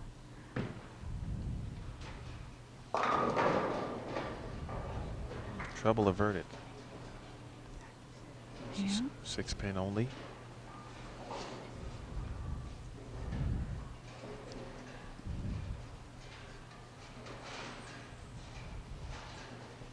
The 4th event of the PWBA Tour.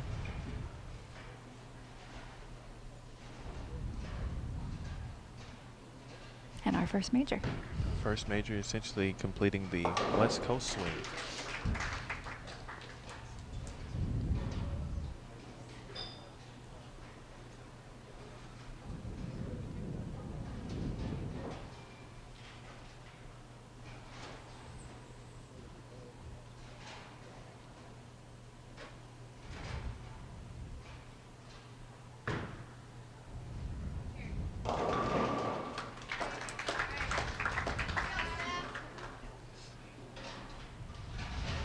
Good shot there in the 4th frame for McEwen. McEwen won the Smithfield Tour Championship final event last season. Their relaunch of the PWBA Tour. Good shot from Great shot Stephanie. by Stephanie. Last year's Rookie of the Year. I'm not sure if Stephanie switched balls there. I see 2 paradoxes on the rack, so I don't know if she switched from one to the other. But that ball definitely retained better and went through the pins a lot better. So we went through a brief episode. I mentioned last match against Wei Fin New. The action started to go. She had the front 5 and then 10 pin, let the split. One was a pocket 7-10. She made a change there and finished out the 3rd game strong. There's Poplar again.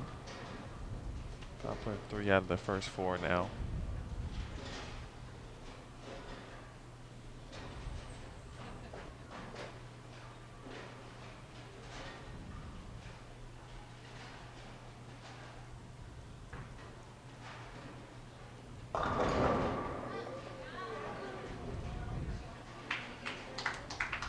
Boy, Jane just cannot seem to buy a strike right now. Throwing great shots, trying to make little adjustments here and there. I'm sure she moved a little bit, tried to get the 10 out, and went a little high. Unfortunately, leaving the 9 pin.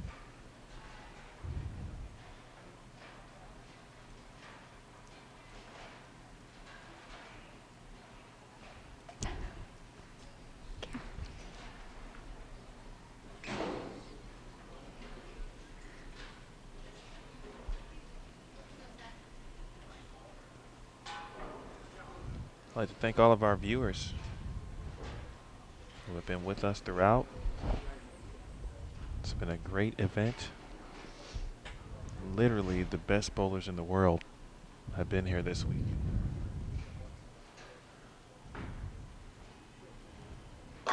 Great shot by Stephanie. Yeah, it definitely looks like she made a ball change.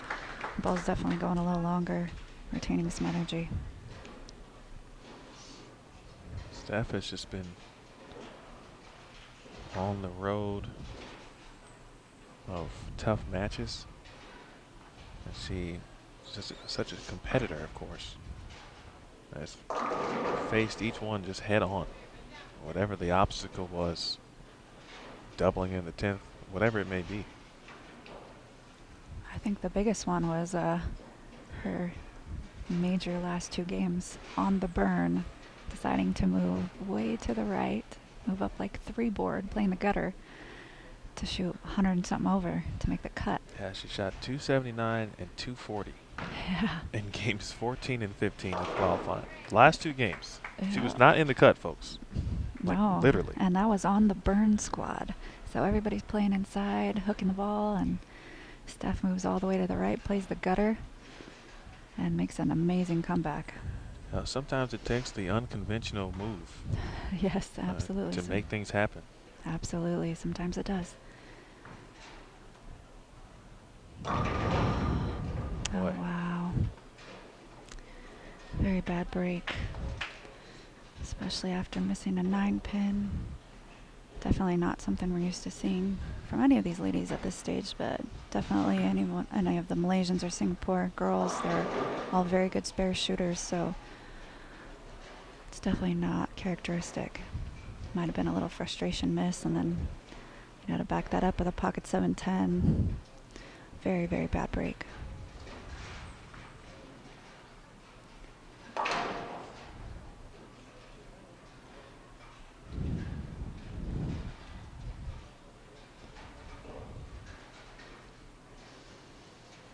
So Jane Lee Sin with 76 in the 5th, back-to-back opens. Again, makes her spare. Looks like the right lane might be breaking down a little bit. Danielle went high, Bridget went high, and Jane went high. Just almost leaving a 4-9 and tripped out the 4, so that lane might be breaking down a little bit.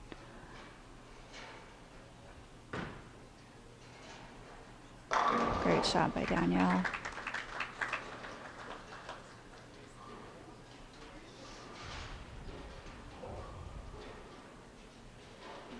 Danielle so far leader in the clubhouse. If you're just joining us, shot 257 in game 1. Stephanie Johnson 235.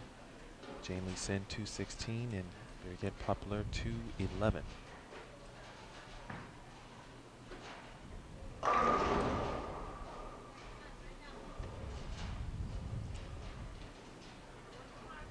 Seen that hit as well a little bit throughout the week also. Yeah. Yeah, that's for sure. Luckily it didn't have a friend. Got the 10 out. that. Good shot by Stephanie.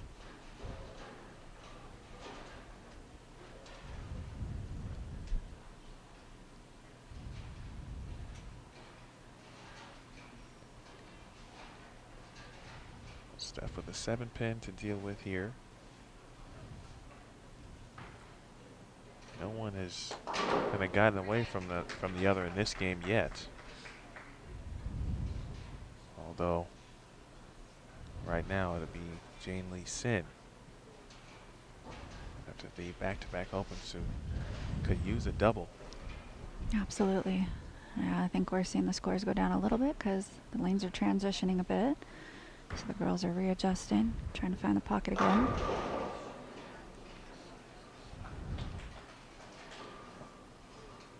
Another good shot and another 10-pin in this case for Birgit. And the top seed. The top seed for the show, the top 2 seeds, folks, have already been determined. Sandra Andersson from Sweden is your top seed. And Bernice Lim. Good shot there from Jane Lee Sin. From Malaysia is Jane Lee. Singapore is where Bernice Lim is from. So 2 countries represented already on the Queens televised final.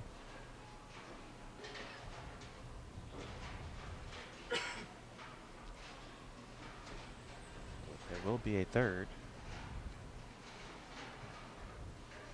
Yeah, we'll at least have one girl from the U.S., from Team USA, joining the telecast.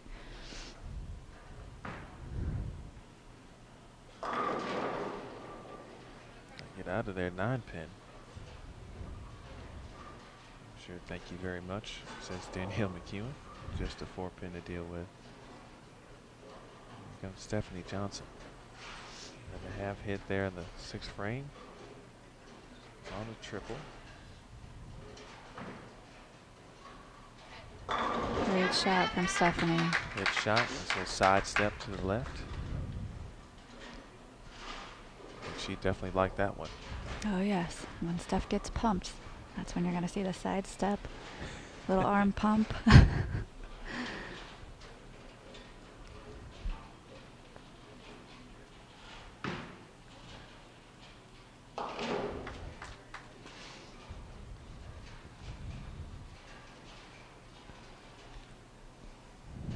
Of course, the Queens has been around for many, many years, but it's good to see it back, of course, as a major and part of the PWBA tour.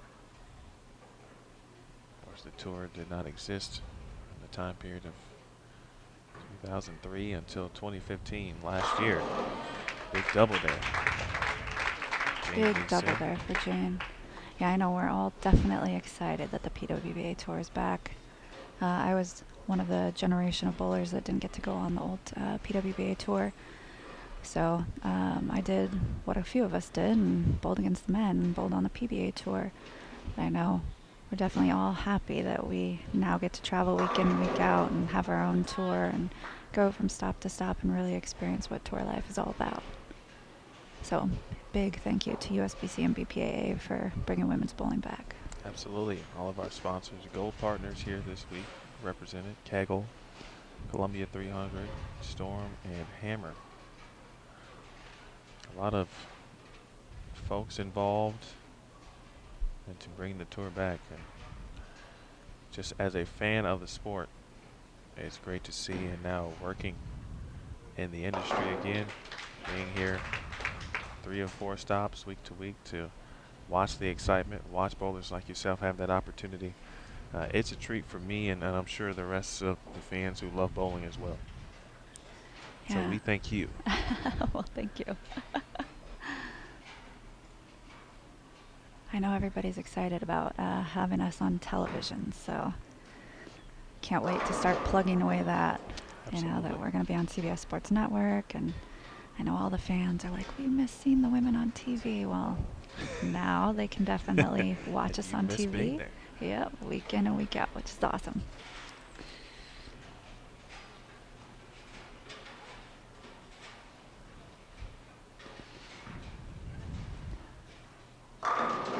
shot there by Steph. Big double there. Steph takes the lead in this game. Still trailing Danielle a bit for that number 3 seed.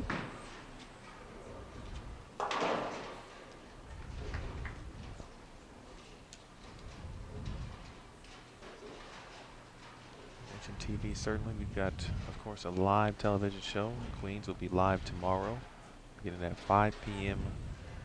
Pacific, 8 p.m. Eastern Time.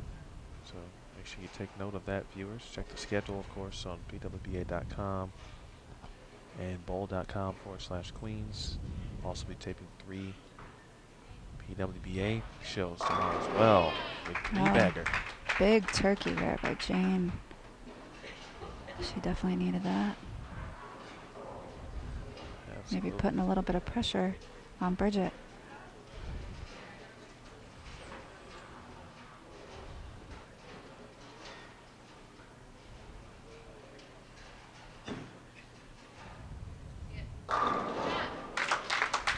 Great shot there. Good shot there. She had the early double.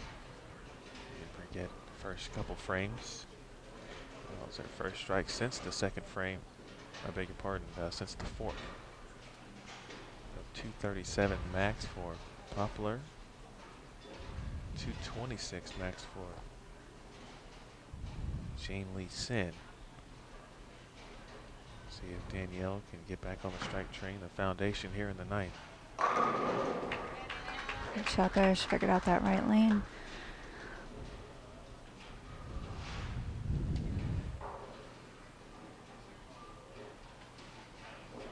Danielle connects to the 228 clip, pacing 2-0. Stephanie Johnson, opportunity for a three-bagger. Big four. You saw that one just kind of take off. Yeah, looked like she got it a little quick, and it was a little slower. I think she's been able to throw it there. She kept her ball speed up, but it looked a little slow. Unfortunately, the ball hooked up early in big four.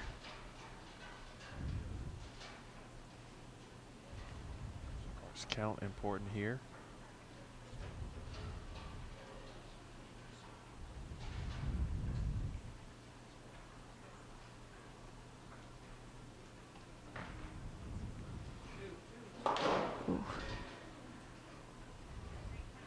She will get one. Yeah, she's going to have to regroup after that frame.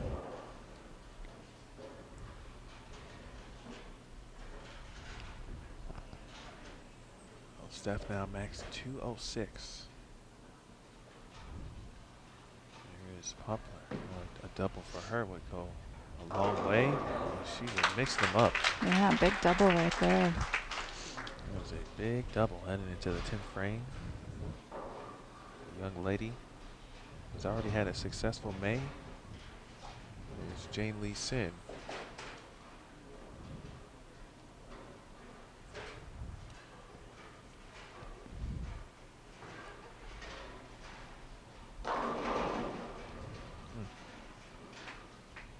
Yeah, looks like she missed a little right on that shot.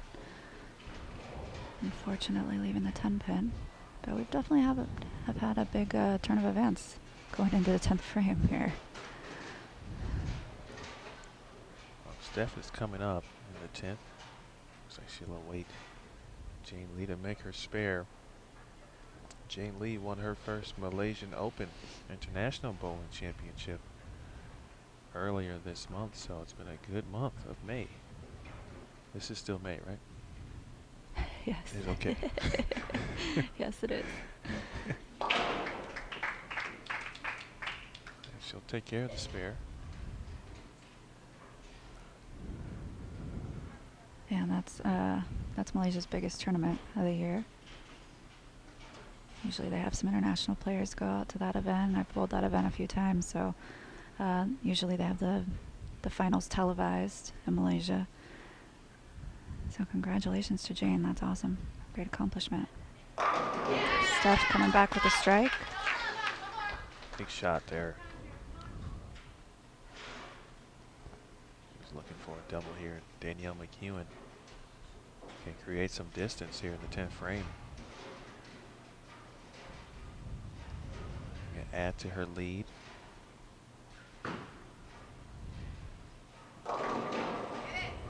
No, Stuff leaving at a 7. She came back, just briefly shook her head. And the no persuasion there.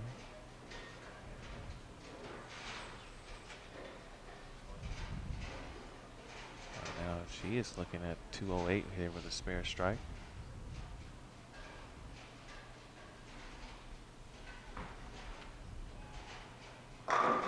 Great shot by Steph.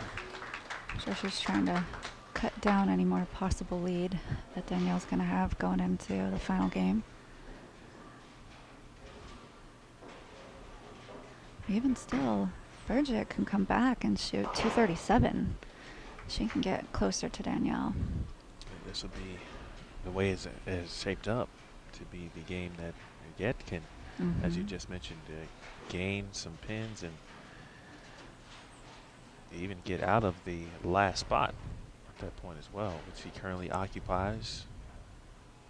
Jane Lee Sin had the early struggles, specifically frames 4 and 5. It'll be an important 10th frame for Poplar in just a second. Ball change to try something out there, I think, for Stephanie Johnson. She'll finish with 206. I think she just switched to a Dark Legend, trying it out in the fill shot.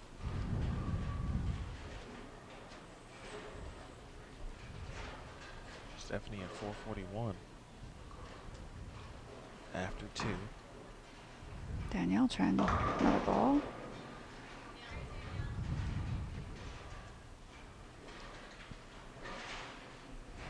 Kewen now at 464. And Stephanie's going to be at 441.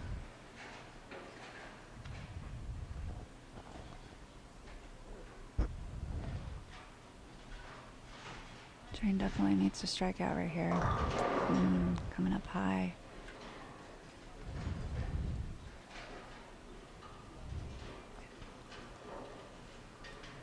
So Jane Lee will more than likely go into the final game here, trailing the competitor, Sirius Poplar. She's got a chance to really make up some ground. Big shot there. Great shot.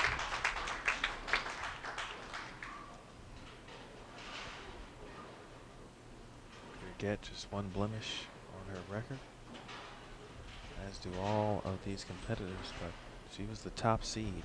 A tough game 2 for Jane Lee Sin. She'll Yes. finish with 181. It's going to be -3, 397.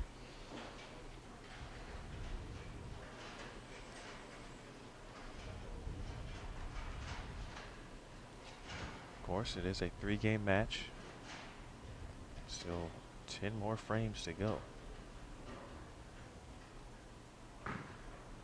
Almost gotta hurry. It is. Yep. My goodness.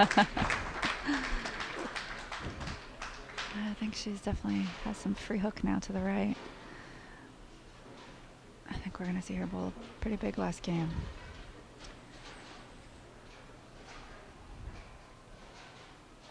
Well, she is in the 230s. Strike will give her 237. And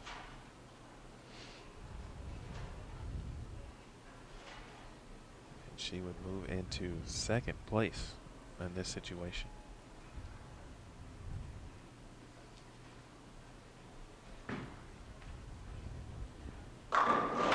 That's how it goes in 3-game matches, folks. You'll get essentially last after 1, now second after 2. Yeah.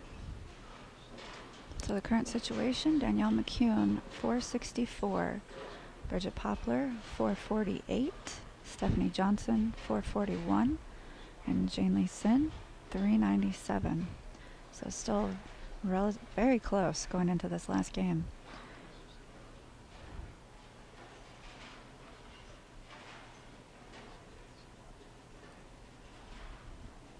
Danielle, again, with the lead, She has a 67 pin advantage over fourth, which is Jean Lee Sin currently.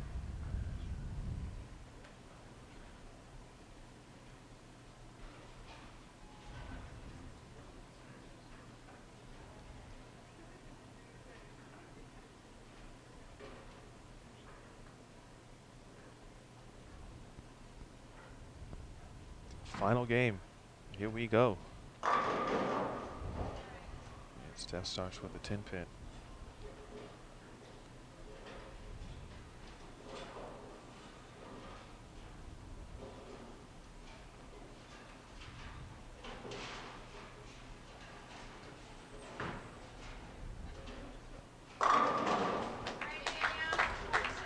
Very good shot there. Great shot by Danielle. That was a ball change.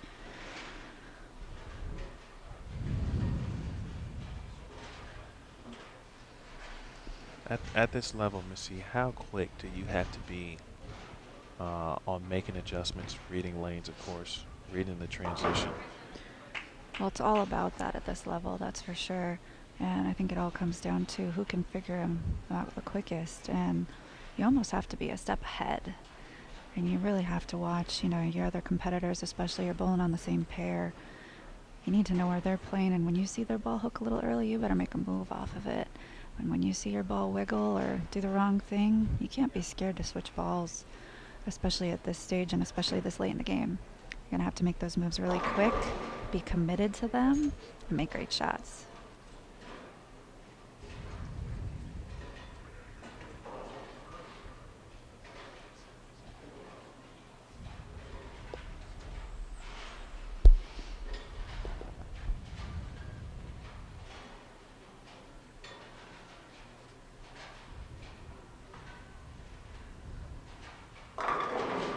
Wow, had break there for Jane. Just threw a great shot. Great shot and stone 7 pin. She definitely needs to start striking. Can't really afford those bad breaks.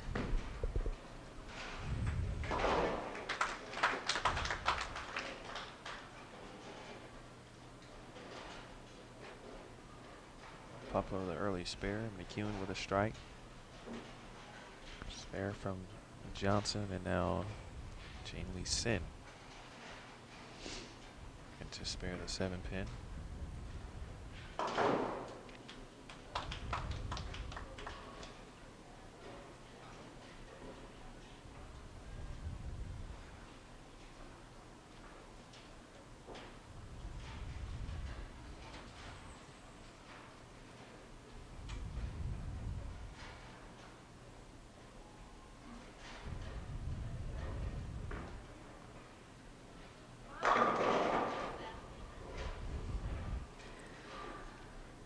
Pin for Stephanie.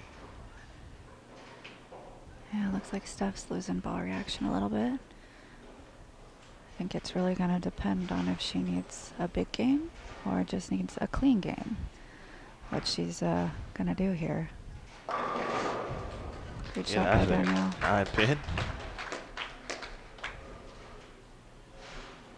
Danielle to a quick double.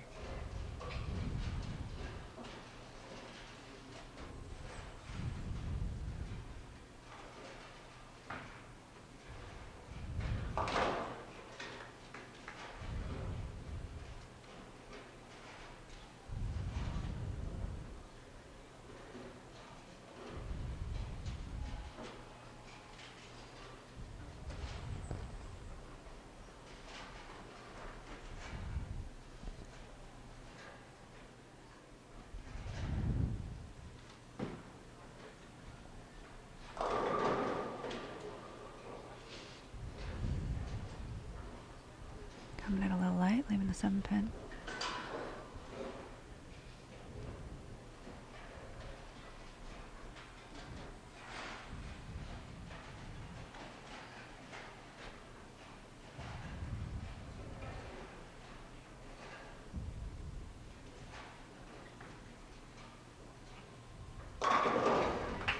Great shot by Jane.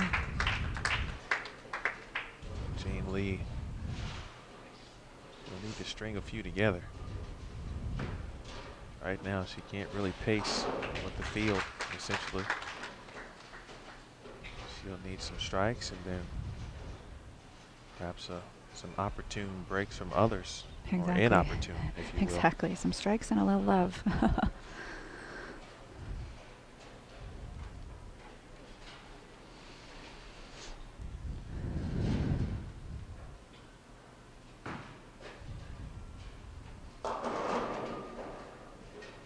Trouble here in the third for Danielle.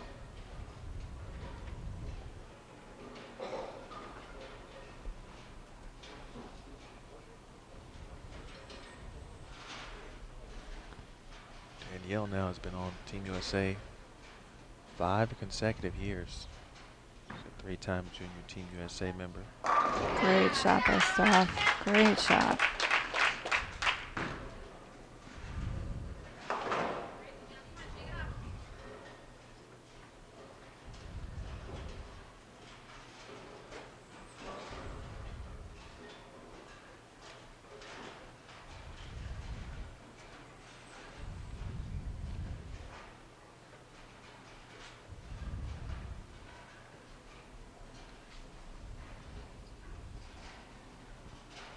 See if Jane Lee Sin can come up with here.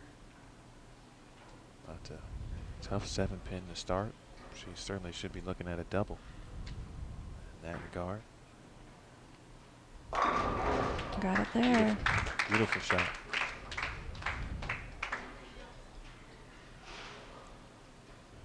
If you see a 4 or 5 bagger from Jane Lee, all of a sudden Yeah, things are going to get interesting. other competitors start to pay attention a little bit. That won't go. Can't get that messenger. Even a 10-pin. And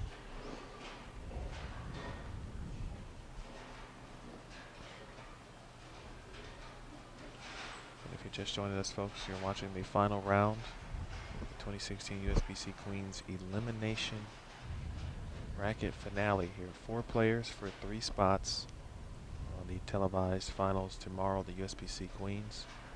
The 1 and 2 seeds have been determined already. Oh, Missed 10-pin there. Should need to quickly shake that one off.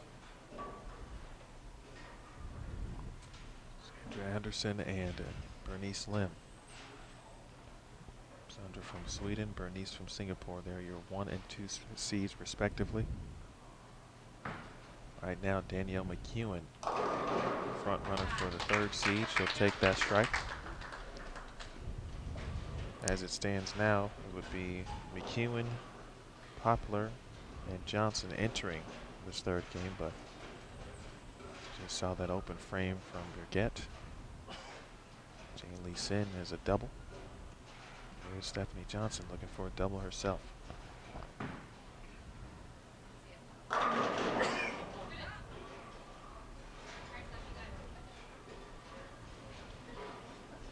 yeah, Stephanie got that ball a little right. That did come back, but unfortunately left the 10-pin. But really, the number 3 seed is definitely up for grabs still. So I'm sure Danielle's just looking to continue to strike after her open frame so she can maintain her number 3 seed. So Bridget's only 16 pins back. Steph's only 23 pins back. So really still anybody's ball game for the number 3 seed. That's a big advantage going into the show. One last match on TV. So I'm sure they're all still thinking about that as well. That's really the way you need to look at it going into this match. You want to look at the number 3 seed. You don't want to look at who's the odd man out. You want to always be looking up, for sure.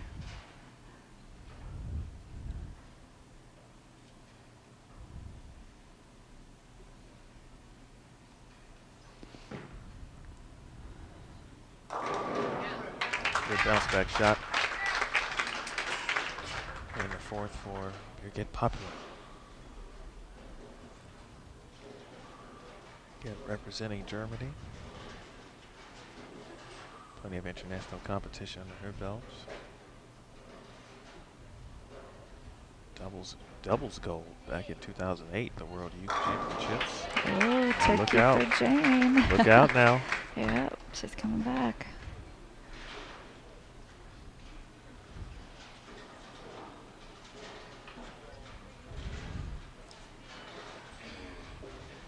I think we're going to definitely see some exciting finishes. All these players know how to throw shots under pressure. They've all been there before, so I foresee a lot of really great shots. It's just going to come down to who can carry, who can knock all 10 down.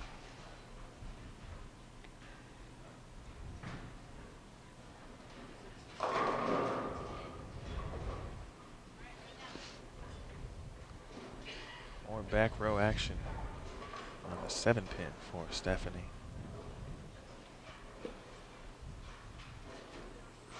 Danielle McEwen.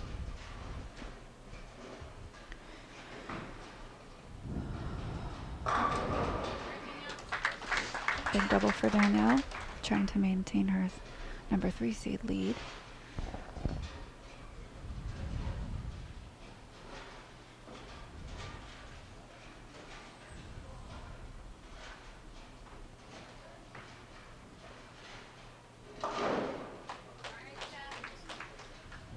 Quality frame there from Steph, spare. Still in good position here. No opens through 5. Just 1 strike, however.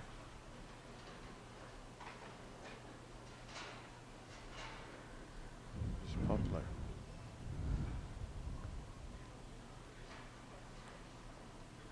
Only match going on right now, folks, is this one. Big double there. All the fans watching, the staff watching. Imagine some of the staff from the USBC Women's Championships over this week to assist.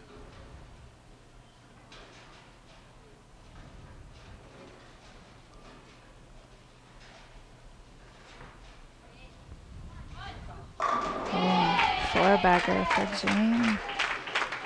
Making her That is comeback. Huge.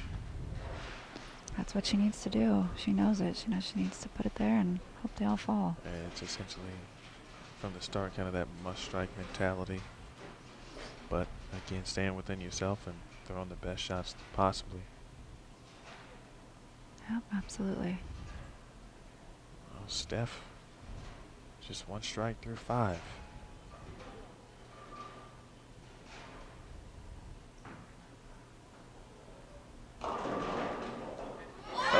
Nice some trip help. to pin there. Got a little love.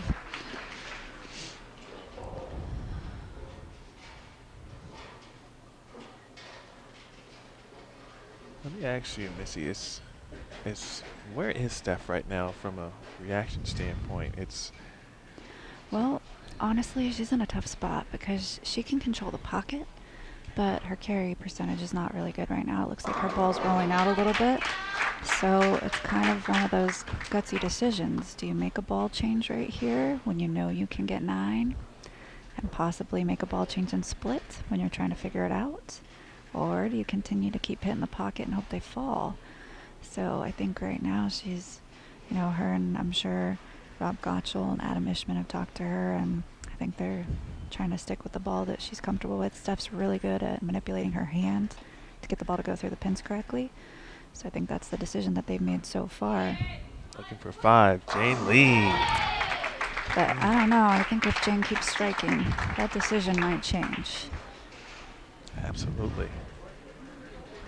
Jane Lee, the bounce back. She shot 181, a couple opens, in fact 3, including one in the 10th frame. And now she starts spare in the next 5.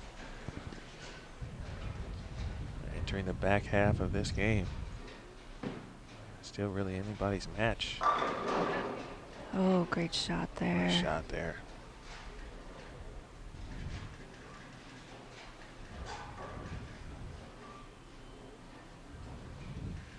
Well, with the current situation, it looks like Danielle's in a pretty good position to maintain the number 3 seed. Obviously, there's still a lot of game left, so she just needs to continue to keep doing her thing and keeping balls online, hoping they all fall. I don't foresee her missing the pocket. I really don't foresee any of the girls missing the pocket the rest of this game. They're all going to make really good shots. Here to couple people behind us give a ooh on that 10-pin make. Your hit missed one in the third. It was a little left, but she had it. Here is McEwen. 7th frame offering. That one is high. Oh, Makeable okay. spare, of I course. jinxed her. 3-6. Well, you know, that's what we do. So anytime you're in the booth with us, it's the old broadcaster jinx. The black cloud, if you will. I know. I said nobody was missing the pocket. Whoops. It's alright, still very makeable spare. Very important 7th frame here for Stephanie Johnson. Well, Steph's gonna have to make a really good spare shot right here. Attempt to pick this up and then make some decisions.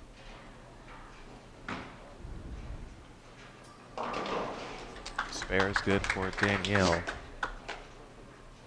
Stephanie Johnson was clean through 6. Again, had 2 strikes, looking for a double.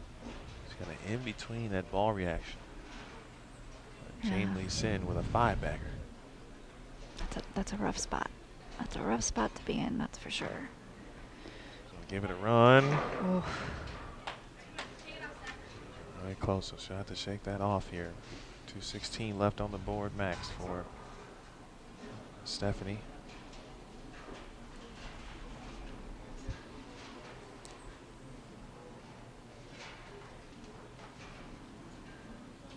Still, if Stephanie's able to strike out, then Jane's gonna have to shoot 260 or more. Another wrap 10. What do we get?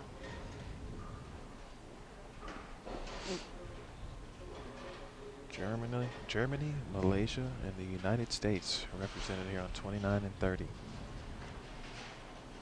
Here is Jane Lee. Can she have another?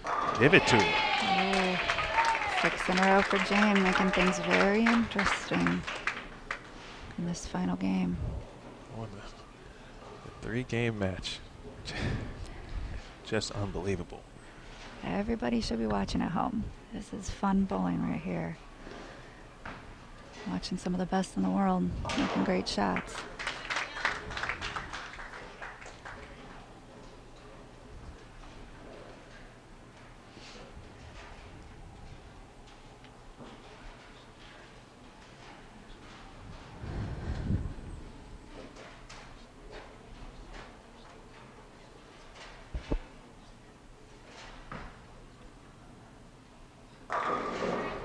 Shot there from McEwen.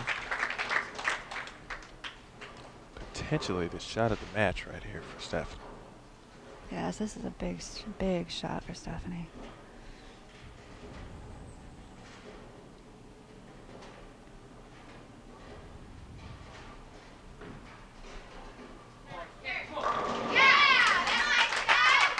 Great shot. Great shot for Steph. Just like the competitor and the pro that she is. Comes back and makes a very good shot in the 8th frame. Oh, Popular. Quietly Popular, just kind of pacing along too. She had a double in between, but the open frame back in the 3rd. She's left back-to-back 10 pins. And another one wouldn't be good for her either. No, she needs to start striking as well. Great shot there. Looked like she caught it a little bit more. Caught all of it. Make sure she got that 10 pin out. Story so far this game, folks, is Jane Lee Sin, who you're watching right now on lane 29. 7 in a row. She doesn't look like she's going to be missing anytime soon. No, she is very focused, throwing excellent shots, and has a great ball reaction now in this 3rd final game. The ball reaction has come to her at 2:16, 181. She was 3rd after 1, 4th after 2, and now quietly could be the 3 seed with some things go her way. That is true. That's absolutely true. She can still shoot 290. Stephanie, Almost got big her. shot. Oh. 2-4-10 for Steph. That one looked right. Yep, it was right off her hand. Didn't pick up, leaving a washout. She definitely needs to pick this up. Tough spare. Steph's a great spare shooter.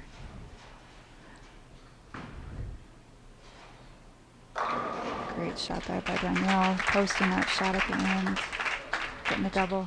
It's a big shot, and Danielle has kind of all but locked up a spot here. Steph, can she get it? Yes. Great spare shot by Stephanie. Great course spare she can. shot. Of course. That's what they do, folks. Absolutely. Essentially, it's what Stephanie has done throughout this event. Problem is now 196 left for her in the 10th frame. That would bring her to 637 max. It's an important frame for Poplar because at this moment it's kind of between Steph and her. Get some help. Good shot.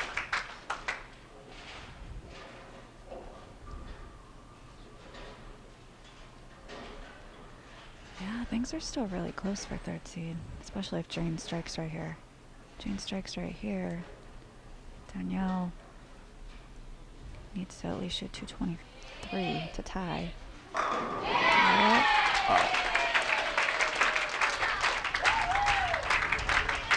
Very impressive from Jane Lee Sit from Malaysia. And the third game bringing it. Mm-hmm.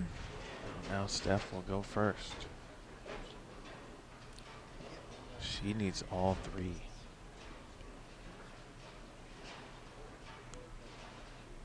To have any chance at this point. That was a great shot. Great shot right off her hand. Excellent shot.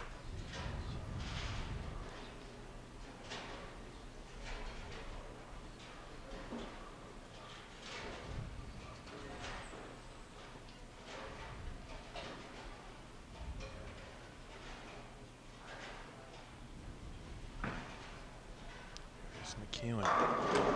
She needed that one. She is the number 3 seed. Now firmly entrenched in your third seed in the 230s.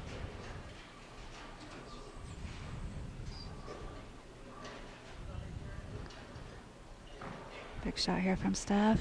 That one is through the face. 36-10. She still needs all the pins she can get, that's for sure. Spare will give her 186. Max score now 627. Nice job and great bowling from Danielle McEwen. She is your number 3 seed on the USBC Queens televised show tomorrow night. Steph makes the spare. Phenomenal bowling for Stephanie Johnson. Now she's gonna have to wait and see if your get will make a mistake. Yeah, even if she opens. Do the quick math here to make no, sure. even if she opens, and It might be it. Bridget's still gonna make the show. So 9th frame shot. Looks like it was the one for your get.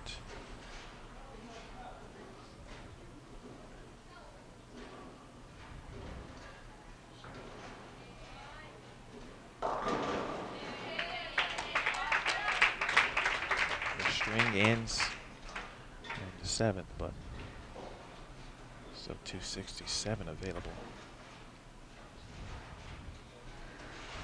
Jane Lee Sims, you can shoot 664. she could be the number 4 seed on the TV show, depending on what happens here. Strike there. There it is. For sure.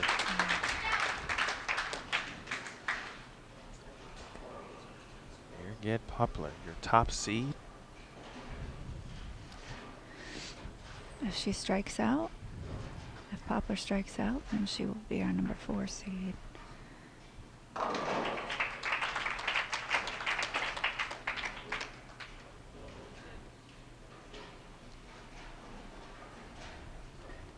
Brigette max total 673. And that's if she strikes out already the first here.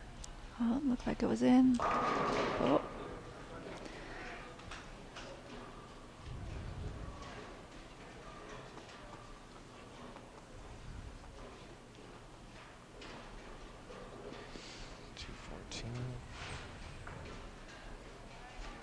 Make that 662 for Brigette.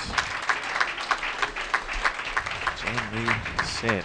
After Great last game from Jane. it looked bleak after 2, but that's why they bowl the games, folks, in a 3-game match. She shoots 266. Final total of 663. She edges Brigette by 1 pin. So your USBC Queens televised stepladder final is complete. Your top seed, Sandra Andersson from Sweden, Bernice Lim from Singapore. The match you just saw, your third seed, Danielle McEwen, on a very nice 708. It's kind of business as usual for Danielle. Your fourth seed is Jane Lee Sin. After being out of the number in the second game, she shoots 266 on the back end. Make stepladder and Brigette Popular your top seed. In match play and your qualifying leader after 2, she makes the show as well in the 5th seed. And unfortunately, Stephanie Johnson's fantastic run through the bracket has come to an end. She will finish 6th. Well, what great bowling you see that. Of course, we watched, you watched. How about these ladies here? This was a phenomenal match. There was a lot of back and forth. And when the players were down, it seemed like they really got everything back together, and they were able to bring it back. Phenomenal last game from Jane. 266 to make it into the number 4 seed. 4 times a member of Team USA from Stony Point, New York, Danielle McEwen. To the tournament director, Damon Sirocco, announcing the stepladder participants. The winner of that match will go on to face our number 2 seed. In 2014, she captured the Indonesia Open. What an international field. We've talked about it. We'll have some stories about it, of course, on bowl.com, pwba.com. But 4 out of the 5 stepladder finalists are from the international scene. How global our sport is, the talent level. I've said it before a couple times throughout the week, if people did not know how good the rest of the country is in bowling, they now know. Exactly. A lot of people don't even know how big bowling is all over the world. I think this show is going to open a few eyes out there. That's for sure. Danielle McEwen is our lone U.S. player. All the rest coming from Europe or Asia. Great bowling all week from all the ladies. This looks like the World Women's Championships tournament right here around the medal stand. Yeah, very true, very true. So once more, and again from 1 to 5, your top seed. Sandra Andersson from Sweden. You see Aaron Smith out there getting a photo for PWBA and bowl.com. Bernice Lim from Singapore. Danielle McEwen, 3rd from the United States. Jane Lee Sin, 266 in Game 3 to sneak into, well, not necessarily sneak into, but to jump into. Correct, into the stepladder. And Brigette Popular, Brigette, the top seed of the tournament, qualifying leader after 2 rounds, does what she needs to do as well. And really, you feel for Stephanie Johnson to bowl that well and to be in so many dramatic finishes and matches, and to come up short certainly is, I know it's tough certainly right now, of course, but she will be back next PWBA stop, Wichita. She is the defending champ, so still a lot of positives, of course, she can take out, but absolutely. A tough one nonetheless. Absolutely. I'm sure she's very disappointed right now, but she bowled phenomenal this week. She really had a great week. But again, great bowling to all the ladies. It's I think it's awesome to see Bridget Poplar making it on the show, especially after dominating during all of qualifying. Yeah.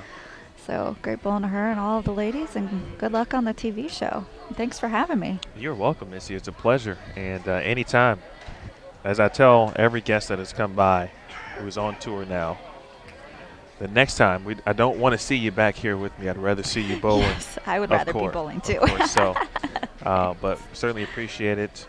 For all of our staff here, folks, for the Orleans, fantastic venue. The staff has been great all week. Our tournament staff, Damon Sirocco, Kathy Waka, Greg Moore and company, the staff from the Women's Championships that stopped by as well. I'd like to thank all of our guests, of course. Missy Parkin, Marshall Kent joined us earlier, Maria Jose Rodriguez, Dave Costa yesterday, for Terry Bigham, Matt Canizaro, Aaron Smith. My name is Emil Williams Jr., folks. Don't forget, check out the archived versions of all of these events. They will be on Extra Frame. They'll be on Bold TV, of course, at some point as well. We thank you all for watching. Tomorrow, 5 p.m. Pacific, 8 p.m. Eastern, the Queens televised show live. Let me reiterate that. Live on CBS Sports Network. Tomorrow we will also have 3 Tate PWBA shows going on. Those will air June 7th, 14th, and 21st on CBS Sports Network. For all your information, check out pwba.com and bold.com/Queens. It's been a great week, and we appreciate you joining us. Until next time, until the PWBA Wichita Open next week, we will see you then, folks. This has been a presentation of Bold TV on Extra Frame. Good night, folks.